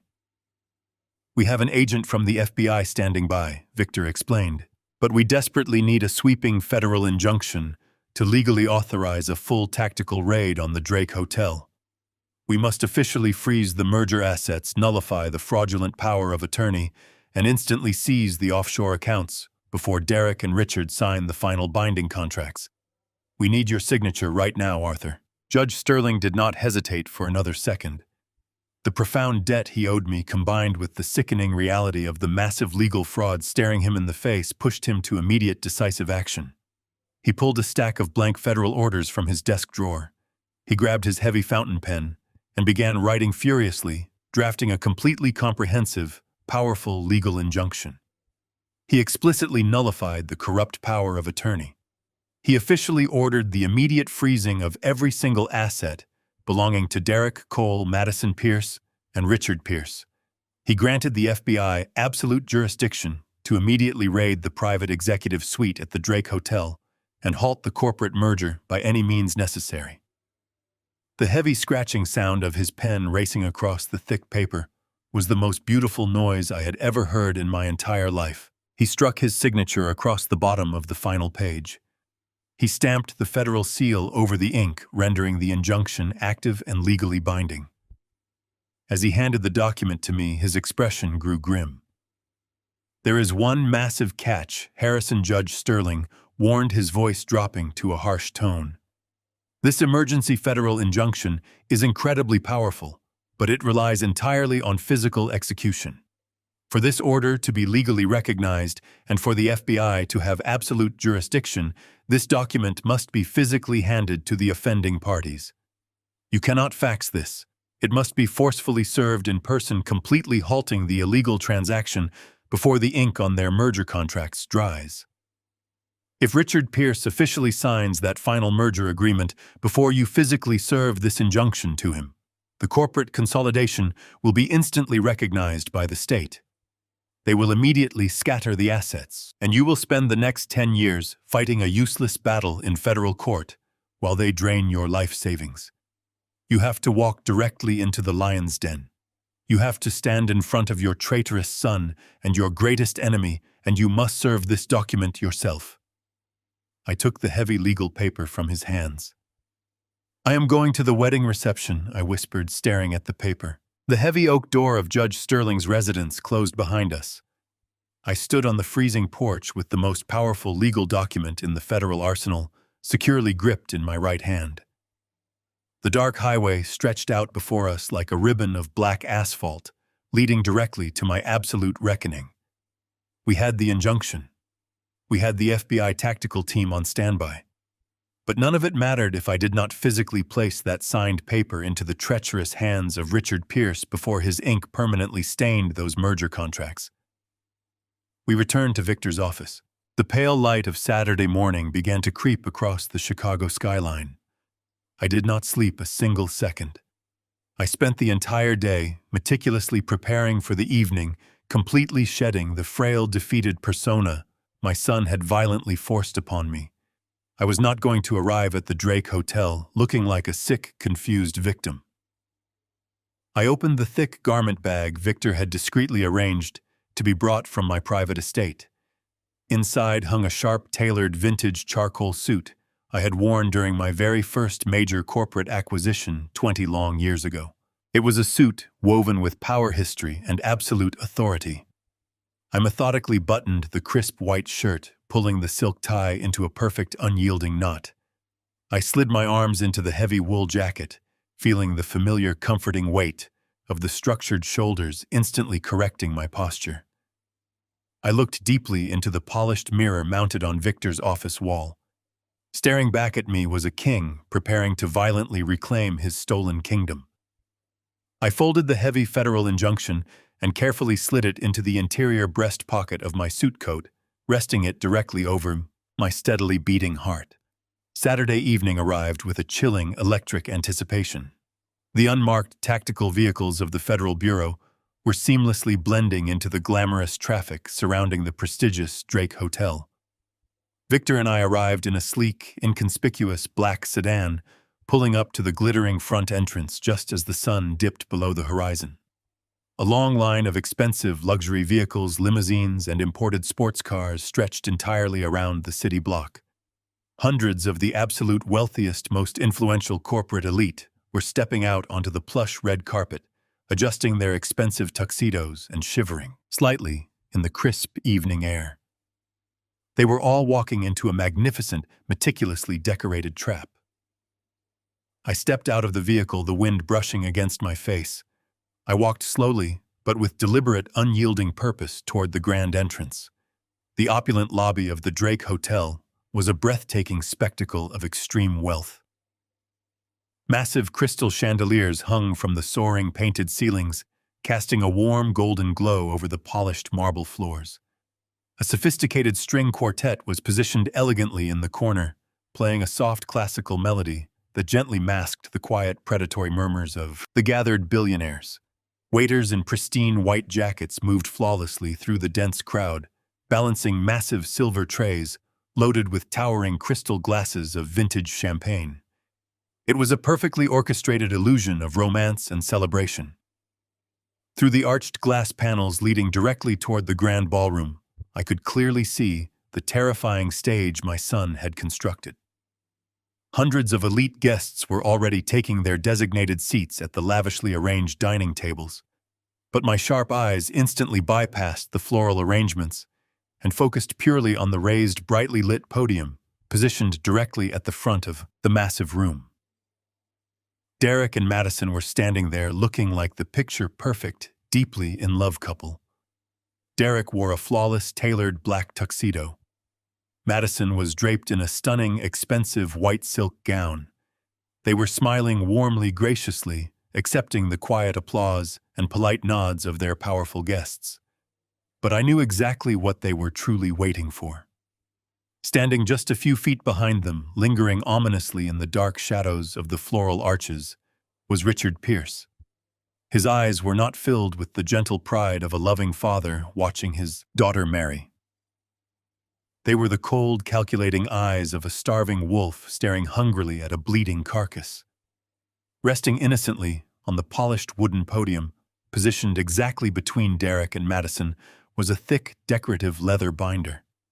To the hundreds of oblivious guests sitting in the ballroom, that binder simply held their beautifully printed symbolic marriage certificates. But I knew the absolute horrific truth. That binder contained the legally binding, incredibly destructive corporate merger documents that would permanently dissolve my 40 years of relentless sacrifice. I began my steady, purposeful march directly across the expansive marble lobby, my polished shoes clicking against the stone. I kept my head held high, my posture rigid. As I approached the towering, intricately carved wooden doors of the grand ballroom, I noticed the heavy security presence. 4 massive, intimidating private security guards in dark matching suits were standing firmly shoulder to shoulder, physically blocking the grand entrance. I knew exactly what their specific, strict orders were. Derek had undoubtedly instructed them to aggressively watch for a sick, deeply confused and erratic older man who might wander into the hotel and cause a disturbing, embarrassing scene. I did not slow my pace for a single second. I walked directly toward the center of the imposing human barricade. The largest of the 4 security guards stepped forward, raising a thick, calloused hand in a firm gesture to physically halt my progress. "Excuse me, sir," the large guard rumbled, his deep voice meant to be highly intimidating. "This entire ballroom is completely closed for a highly exclusive private family event. I am going to have to ask you to immediately turn around and exit the lobby area." The massive guard looked down at me, his eyes narrowing slightly, in mild confusion. He was clearly scanning my face, trying desperately to reconcile the strict, pathetic description he had been given with the sharp, incredibly authoritative man currently standing fearlessly before him. I did not look confused. I did not look frail. I looked like a king who owned the entire building. "Step aside," I commanded smoothly, my voice lacking any trace of fear or hesitation. "I am going inside to speak with my son." The guard's expression instantly hardened into a mask of aggressive physical defiance. He took another threatening step forward, physically invading my personal space, clearly preparing to forcefully remove me from the elegant lobby. "I am not going to ask you again, old man," he growled menacingly, reaching out to roughly grab the fine fabric of my vintage tailored jacket. Before his heavy fingers could even brush against my coat, 3 men in sharp, inconspicuous suits rapidly detached themselves from the lingering crowd of wealthy guests. The lead man, Special Agent Thomas Reynolds, swiftly reached into his tailored jacket and produced a thick leather wallet, flipping it open to prominently display a shining federal badge. "Federal Bureau of Investigation," Agent Reynolds stated, his voice a low, incredibly dangerous whip that instantly silenced the entire corner of the lobby. "You will immediately step away from this man, lower your hands, and clear this entrance," he declared. The 4 massive private security guards instantly froze their intimidating posture, completely dissolving into sheer panic. They slowly raised their empty hands, stepping back, and completely parting down the middle like the Red Sea. The path was suddenly and entirely clear. The intricately carved double doors of the grand ballroom stood completely unguarded directly in front of me. I reached into my breast pocket, my fingers brushing the crisp edges of the federal injunction. I took a deep breath, letting cold rage consume my racing heart. I grabbed the heavy brass handles and pushed the grand doors open. The towering, intricately carved double doors swung inward, with a thunderous, echoing resonance that violently shattered the delicate, carefully curated ambiance of the grand ballroom. The sophisticated, highly paid string quartet, caught entirely off guard by the sudden and highly aggressive intrusion, physically fumbled their wooden bows. The soft, elegant classical melody abruptly died, replaced instantly by a suffocating, incredibly heavy silence that rapidly flooded every single corner of the massive, opulent space. 400 of Chicago's absolute wealthiest and most influential corporate elite were currently seated at dozens of lavishly decorated banquet tables. They simultaneously turned their heads toward the back of the room, their eyes widening in profound, unmistakable shock as I boldly stepped completely over the threshold and directly into the warm, golden light of the towering crystal chandeliers. I stood firmly at the very beginning of the long, pristine white aisle runner, feeling the highly comforting structured weight of my vintage charcoal suit settling perfectly around my broad shoulders. I was definitively not the frail, pathetic, and deeply confused old man my treasonous son had maliciously painted me to be. I stood exceptionally tall, purely radiating the absolute terrifying authority of a seasoned king who had finally returned to violently reclaim his entirely stolen kingdom. My heart beat with a steady, rhythmic, and purely lethal calm. I began my slow, highly deliberate march directly down the center aisle, my polished leather shoes clicking sharply against the hard marble floor, directly beneath the soft fabric runner. The collective gasp from the massive crowd of elite guests quickly rippled through the expansive ballroom like a sudden bone-chilling wave of pure ice. I could easily recognize dozens of highly familiar faces scattered among the vast sea of expensive tailored tuxedos and stunning designer silk gowns. There were multiple senior executive board members from my very own logistics firm, men and women I had personally hired, extensively trained, and fiercely mentored over 4 long, grueling decades. There were highly powerful banking executives, incredibly influential, local politicians, and immensely wealthy industry titans who had all foolishly gathered to directly witness my total personal destruction, brilliantly disguised as a beautiful, harmonious family union.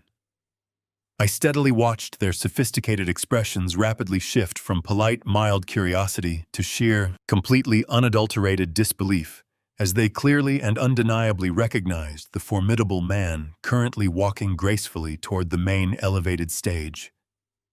At the very front of the lavish room, standing incredibly proudly behind a raised, brightly lit, decorative podium, overflowing with remarkably expensive white roses, was my treacherous, deceitful son. Derek had been happily holding a heavy, solid gold fountain pen, carelessly hovering it eagerly over the thick, highly decorative leather binder that cleverly concealed the absolute hostile corporate merger documents. The exact terrifying second his smiling eyes locked directly onto my relentlessly approaching figure, all the warm color instantly and violently drained entirely from his face. He rapidly became as horribly pale as a terrified ghost. His confident fingers suddenly went entirely numb, losing all fine motor control, and the expensive gold pen slipped uselessly from his failing grasp, clattering extremely loudly against the hard, polished wooden surface of the ornate podium, before quickly rolling completely off the sharp edge and dropping heavily onto the carpeted floor. Madison Pierce stood directly beside him, absolutely radiating pure, unadulterated panic. Her artificially sweet, highly calculated, and completely fake smile completely vanished from her face, instantly replaced by a dark mask of pure, unfiltered venom. She aggressively gripped the delicate, expensive fabric of her pristine white silk wedding gown, so incredibly tightly that her manicured knuckles turned stark bone white. She leaned furiously toward the deep shadows hiding behind the massive floral arches, her voice a sharp, utterly desperate hiss that echoed thinly into the sudden, absolute quiet of the vast room. Security, she vehemently demanded, her rising tone trembling wildly with raw, completely undisguised panic. Get him out of here right this exact second. Remove that erratic dementia patient before he utterly ruins absolutely everything. Get him out. I ignored her completely, as if she were entirely invisible. My cold eyes briefly flicked toward the dark shadows where Richard Pierce was quietly lurking. My bitter, lifelong corporate rival stepped forward slightly, his highly confident, intensely predatory stance rapidly dissolving into profound, highly visible confusion. He was staring directly at me as if a deeply buried corpse had suddenly kicked open its wooden casket and casually walked right back into the land of the living. He frantically looked over the heads of the crowd toward the main entrance, clearly and desperately expecting his massive, highly paid team of private security guards to violently rush inside and forcefully drag me away from the stage. But those massive wooden doors remained entirely, completely empty. Special Agent Thomas Reynolds and his highly trained undercover federal team had thoroughly and perfectly secured the entire perimeter, completely and effortlessly neutralizing Richard Pierce's heavily hired muscle. I was now entirely and utterly unstoppable. I finally reached the carpeted base of the elevated stage, slowly taking the shallow wooden steps with steady, completely unwavering physical precision. I completely and intentionally bypassed my visibly trembling son, deliberately not granting him even a single fleeting passing glance. I walked straight up to the exact center of the beautiful floral podium. I calmly reached out with a firm, steady right hand and aggressively wrapped my strong fingers tightly around the sleek, cold silver stem of the main audio microphone. I firmly and violently pulled the electronic device directly and forcefully out of its heavy metal retaining stand, the sharp, jarring sound of the harsh friction crackling incredibly loudly through the massive hotel sound system. The sudden electronic noise echoed fiercely across the room, absolutely commanding the undivided attention of every single human soul currently sitting in the sprawling room. Derek finally managed to break forcefully out of his terrified paralysis. He frantically stepped toward the front center of the decorated stage, desperately and pathetically, trying to somehow salvage his rapidly and completely collapsing corporate conspiracy. He quickly raised his shaking hands high toward the highly bewildered crowd of wealthy corporate executives, forcing a deeply rehearsed look of profound, incredibly tragic sympathy onto his pale, heavily sweating face. He was desperately playing the ultimate, highly manipulative role of the deeply heartbroken, highly concerned, and loving son. Please, I truly beg you all to excuse my poor father. Derek loudly pleaded, his shaking voice projecting forcefully across the entirely silent ballroom, trembling deeply with completely fake manufactured sorrow. He is very severely sick. His fragile mind is absolutely and completely gone. He truly does not know where he currently is or what he is actively doing. Please, someone help him right now. I slowly and confidently turned my entire body to squarely face the massive silent audience. I slowly looked down directly at my deceitful son, a fiercely cold, utterly merciless smile, very slowly and deliberately spreading completely across my aged face. I slowly raised the black microphone firmly and deliberately to my lips and spoke with absolutely terrifying, undeniably razor-sharp, and perfectly lucid mental clarity, shattering absolutely everything he had so carefully built here tonight, without hesitation. Good evening, ladies and gentlemen. I began, my voice booming through the towering speakers with a terrifying resonance that shook the crystal chandeliers above us. My pathetic son, standing trembling beside me in his expensive tuxedo, has just confidently informed you that I am suffering from severe Alzheimer's disease. He has repeatedly told the esteemed board of directors that my mind is completely gone, that I am nothing more than a fragile shell of a man tragically lost to the devastating ravages of severe cognitive decay. I paused, letting my piercing gaze sweep across the massive room making deliberate eye contact with the powerful corporate executives seated before me. I see dozens of brilliant business leaders, esteemed local politicians, and highly respected logistics titans sitting at these lavish tables. You are men and women who deal in cold, hard facts. You deal in undeniable data. So allow me to present you with a few precise facts that a brain-dead, confused old man could never retain. The massive ballroom was completely paralyzed. 400 elite guests sat frozen in their plush chairs, their expensive champagne glasses suspended mid-air. I turned my head slightly, locking my cold eyes directly onto Derek. He was visibly vibrating with pure terror, sweat pouring down his pale forehead, his mouth opening and closing without producing a single sound. I can perfectly recall I announced my voice slicing through the heavy silence that yesterday morning, at exactly 10:15, my loving son initiated a highly classified, heavily encrypted international wire transfer.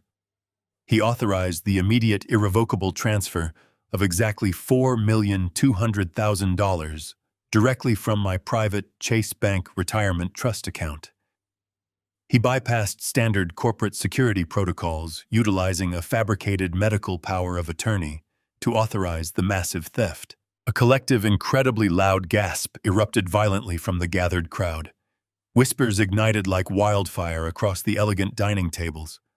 Corporate rivals and lifelong colleagues stared at the stage in sheer disbelief. Madison physically staggered backward, her hands flying to cover her mouth in absolute horror, as the glamorous facade of her fairy tale wedding violently disintegrated. But the precise details of that stolen transaction are far more fascinating. I continued, my booming voice cutting over the rising chaotic murmurs of the stunned audience. My son did not steal my life savings to fund a beautiful new marriage or purchase a luxurious estate. He wired that incredible sum of money through a complex maze of domestic shell companies directly to an offshore banking institution located in the Cayman Islands. That specific, highly secretive account belongs to a blind trust officially registered under the name Apex Holdings International. The murmurs in the crowd rapidly grew into a loud, frantic buzz. Cell phones were suddenly being pulled from expensive purses and tailored suit pockets. I completely ignored the rising commotion, my absolute focus shifting directly to the dark, shadowed corner of the grand stage. I pointed a steady, accusing finger directly at the man trying desperately to blend into the decorative floral arrangements, and the sole ultimate beneficial owner of that hidden Cayman Islands trust, I declared. My voice echoing like rolling thunder is standing right here in this room. It is the very man who has spent 20 years desperately trying to bankrupt my company. It is Richard Pierce. The sheer volume of the uproar that instantly followed was deafening. Chairs scraped loudly against the marble floor as several senior executive board members from my logistics firm stood up, their faces twisted in pure outrage. The flashing cameras of the local press, originally hired to photograph a beautiful wedding kiss, suddenly pivoted entirely. A blinding storm of white camera flashes illuminated the stage, capturing Derek's collapse. My son dropped to his knees, his hands clutching his head, as the devastating reality of his public execution fully set in. He had invited the entire corporate world to witness his triumph, but had unknowingly orchestrated his own public funeral. I watched the chaotic scene unfold with supreme icy detachment. My gaze bypassed the pathetic, sobbing figure of my traitorous son and locked fiercely onto Richard Pierce. The legendary titan of the shipping industry was experiencing a massive panic attack. The smug, victorious arrogance that had defined his demeanor just a few minutes prior was entirely gone. He realized with terrifying clarity that his flawless corporate sabotage had been completely compromised. The $4 million bribe, the fraudulent medical affidavits, the hostile merger contracts waiting in the leather binder. Every piece of his criminal conspiracy was now exposed to the unforgiving light of public scrutiny. Richard Pierce was an incredibly calculating survivor. He instantly calculated the massive legal ramifications of my public declarations. He knew the offshore accounts could be traced.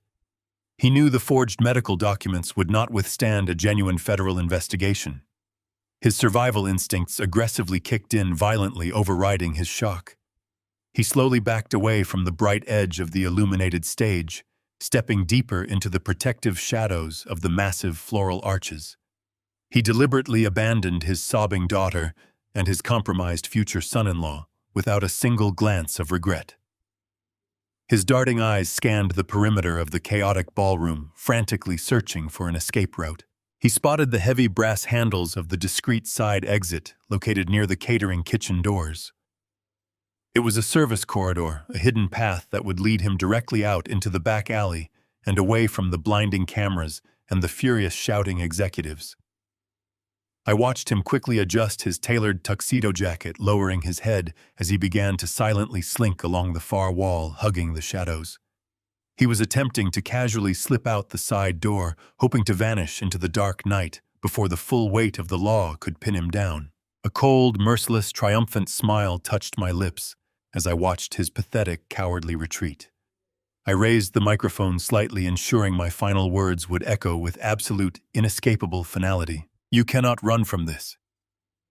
Richard," I announced loudly, my booming voice instantly stopping him dead in his tracks just 3 feet away from the service exit doors. The entire crowd suddenly fell silent, turning their collective attention to the frozen, panicked figure of my greatest rival. "You have illegally manipulated the courts, you have stolen my wealth, and you have corrupted my only son. But your reign of terror ends tonight." I raised my right hand high into the air, perfectly visible to the entire captivated ballroom. With a sharp snap of my fingers, I signaled the end of their criminal empire. Instantly, the heavy, intricately carved wooden doors of the grand ballroom slammed shut with a thunderous, violent crash. The thick mechanical locks engaged simultaneously with a loud, heavy click that echoed throughout the vast space. The side service doors Richard Pierce was desperately reaching for suddenly burst open, pushing him violently backward. Dozens of heavily armed federal agents and IRS auditors rapidly swarmed into the elegant ballroom. They poured through every single entrance, their dark tactical gear creating a stark contrast against the glittering sea of expensive tuxedos and stunning silk gowns blocking every possible exit. The heavy echoing thud of the ballroom doors locking shut felt like a physical blow to the room. The absolute silence that immediately followed was thick with the sudden realization that the grand celebration had been a monumental trap. Dozens of heavily armed federal agents moved with terrifying precision, securing every single exit and fanning out rapidly across the plush red carpeted floor. The panicked murmurs of the 400 elite corporate guests quickly faded into a stunned quiet. I stood proudly on the elevated stage, a towering figure of reclaimed authority staring down coldly at the pathetic ruins of the treacherous corporate empire. My vintage charcoal suit felt like solid armor shielding me from the lingering shockwaves of the ultimate betrayal. Victor stepped up onto the stage right beside me. He did not say a single word, his face a constructed mask of cold, unyielding legal fury. He moved with the undeniable purpose of a man executing a flawless, lethal strike against our enemies. Victor marched directly past Derek, who was still kneeling weakly on the floor in a state of paralyzed shock. He reached the floral podium and forcefully slammed a thick, heavily stamped legal document directly onto the leather binder holding the fraudulent merger contracts. The sharp smack of the paper against the wood echoed sharply through the silent ballroom. "This is a federal injunction," Victor announced, his deep voice carrying clearly over the trembling crowd. "Signed precisely at 4 a.m. by Judge Arthur Sterling of the federal court. By the absolute authority of the United States government, this official document instantly and permanently freezes every single asset belonging to Derek Cole, Madison Pierce, and Richard Pierce. The hostile corporate merger is officially halted. The fabricated medical power of attorney is nullified, and your illegal financial operations are permanently dismantled." Victor pressed his hand firmly against the document, sealing their inescapable fate. Richard Pierce remained completely frozen near the catering kitchen doors, his escape route cut off by an imposing wall of federal agents. Special Agent Thomas Reynolds walked slowly and deliberately toward the disgraced shipping titan. He did not draw a weapon, nor did he raise his voice. He simply projected the terrifying weight of the federal justice system. Richard Pierce, Agent Reynolds, stated his tone completely flat and devoid of any lingering sympathy. "You are officially under arrest for corporate espionage, grand larceny, and international money laundering." A horrified gasp rippled rapidly through the seated billionaires and local politicians as two federal agents firmly grasped Pierce by the shoulders, forcefully spinning him around and snapping heavy steel handcuffs securely around his wrists. The cold, clicking sound of the restraints locking into place cut through the room like a heavy guillotine blade dropping. The legendary corporate predator had been publicly slaughtered, but the swift federal sweep was far from over. I raised my right hand and pointed a steady, accusing finger directly toward the second row of lavishly decorated dining tables. Seated comfortably among the elite guests were the two corrupt neurologists who had willingly sold their professional medical ethics for a tiny fraction of my stolen wealth. They had shamelessly signed the fraudulent affidavits, completely erasing my sanity, and now they were going to pay the absolute maximum price. "Take them both," I commanded quietly, my voice carrying a lethal, unwavering certainty. Agent Reynolds immediately signaled his tactical team. 6 federal agents swiftly descended upon the second row, forcefully pulling the 2 terrified, protesting doctors from their plush velvet seats. They sputtered pathetic, useless excuses, frantically claiming they had been terribly misled, but their desperate lies fell on deaf ears. They were roughly handcuffed and marched down the center aisle, paraded like common criminals in front of the entire Chicago corporate elite. Their lucrative medical careers and their personal freedom were instantly and permanently destroyed before my eyes. The sheer magnitude of the collapsing conspiracy finally struck Madison Pierce. She stood trembling wildly on the brightly lit stage, her expensive white silk wedding gown suddenly looking like a tragic costume in the middle of an active federal crime scene. She watched in horror as her powerful father was brutally handcuffed and marched out of the grand ballroom. She realized with terrifying sudden clarity that her entire luxurious, carefully planned future was rapidly vanishing right before her wide eyes. The massive financial inheritance she had been promised, the immense corporate power she craved, all of it was completely gone forever. Her eyes darted frantically around the room, finally locking fiercely onto Derek. He was still kneeling pathetically on the stage, weeping quietly into his hands, completely unable to mentally process the total destruction of his life. The artificial, sickeningly sweet facade Madison had worn for months violently shattered into a million jagged pieces. Her face twisted into a terrifying mask of pure, unfiltered rage and undeniable desperation. She took 2 rapid steps toward the broken man she had promised to legally marry, her hands shaking with furious, uncontrollable anger. "This is entirely your fault," she screamed, her piercing voice echoing painfully through the grand ballroom. "You explicitly promised me this would be flawless. You arrogantly promised me your pathetic father was handled and completely out of the picture forever." She grabbed the heavy diamond engagement ring. Violently twisting it completely off her trembling finger, she glared at him. "You are a pathetic failure. You dragged my family into this disgusting mess, and you ruined my entire life." With a vicious, forceful throw, she hurled the sparkling diamond ring directly at his pale face. The expensive jewelry bounced off his forehead and clattered loudly against the wooden stage floor, rolling out of sight into the shadows. "I never truly loved you," Madison shrieked, her voice cracking with venom. "I only wanted the company. You forced me into this illegal scheme. You constantly manipulated me and my father." She quickly turned desperately toward Agent Reynolds, her hands raised. "I am entirely innocent," she pleaded loudly, hot tears of pure panic streaming down her flushed face. "He made me do everything. He forced me to sign those forged medical papers as a witness. I will gladly testify against him in court. I will happily tell you absolutely everything he did wrong. I just want complete legal immunity." She was ruthlessly throwing the broken man she supposedly loved completely under the federal bus, desperately trying to save her own skin as the massive law enforcement net tightened aggressively around them. Derek slowly raised his wet, tear-stained face, staring deeply. The woman he had stolen my life savings to impress had turned on him the exact second the money evaporated. He looked around the crowded stage, his panicked eyes searching for a friendly face. He found nothing but cold stares. The massive crowd of elite corporate guests simply stared back at him with pure disgust and undeniable contempt. 3 heavily armed federal agents climbed the steps of the stage, their tactical boots thudding against the surface. They surrounded Derek, casting long shadows over his trembling form. He was completely isolated.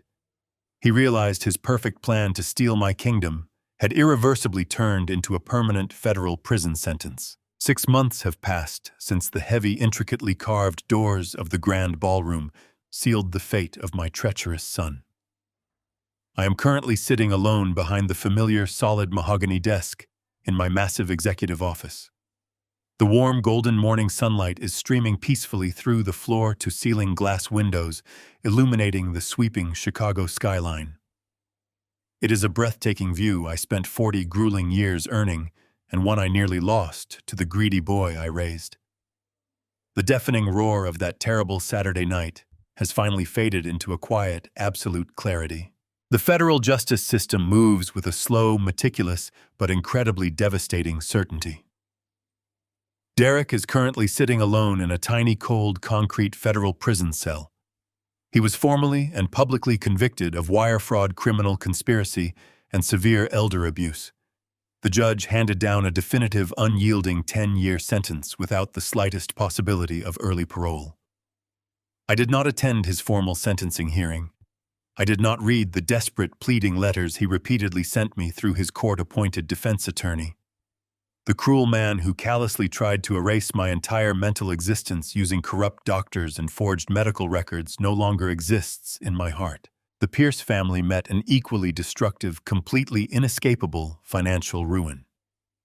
Richard Pierce is sharing the same bleak, highly secured federal facility as my son, serving a much longer, harsher sentence for international money laundering and corporate espionage. The Internal Revenue Service descended upon his massive logistics empire like a swarm of starving locusts. They systematically dismantled every single offshore account, forcefully seized his luxurious real estate properties, and heavily fined his remaining shell companies into absolute permanent oblivion. Madison Pierce, the arrogant, manipulative woman who threw her sparkling diamond engagement ring directly in Derek's face when the federal agents arrived, is now completely and utterly bankrupt. Her lavish fairy tale lifestyle vanished overnight, leaving her to face a harsh, unforgiving reality without her father's stolen illicit wealth to protect her. As for myself, I successfully recovered every single stolen penny. The $4,200,000 was safely returned from the frozen Cayman Islands account directly into my private retirement trust.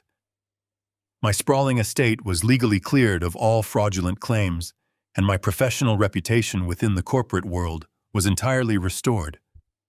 But surviving that profound, deeply personal betrayal completely changed my internal perspective on what truly matters in this life. I realized that mindlessly hoarding massive wealth for an ungrateful, deceitful bloodline was a tragic, incredibly hollow pursuit. I pick up my heavy gold fountain pen, the cool metal resting comfortably and firmly in my steady grip. Resting on the polished wooden surface of my desk is not a hostile corporate merger contract, but a massive, legally binding employee stock ownership plan. I slowly and deliberately sign my name at the bottom of the thick, important document. The gentle scratch of the gold nib against the thick paper is the absolute only sound in the peaceful room. It is a quiet, incredibly satisfying victory. I carefully place the pen down, feeling a massive weight lift from my tired shoulders.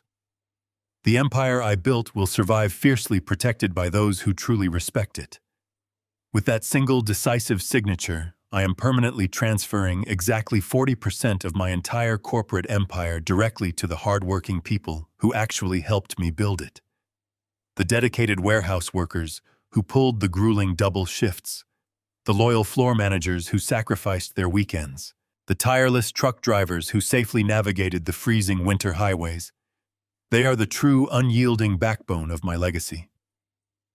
I have finally found profound, lasting peace in knowing that blood does not automatically define family. Unwavering loyalty, mutual respect, and shared struggle define a true family. I look out over the beautiful city, taking a deep, refreshing breath of clean air, knowing my life's work is finally in the right hands. I spent my entire life building an empire, believing my greatest legacy would be the wealth I left to my blood. I was wrong. True wealth isn't measured in bank accounts, but in the integrity of the people you surround yourself with. When greed infects a family, it destroys the very foundation of love. I learned that you cannot buy respect, and you cannot inherit honor. Sometimes the most profound act of love a father can show is stepping aside and allowing a corrupt child to face the brutal, unforgiving consequences of their own actions. Have you ever been betrayed by someone you trusted with everything? How did you find the strength to fight back? Share your story in the comments below. Don't forget to like, subscribe, and hit the bell icon so you never miss another story of truth and redemption.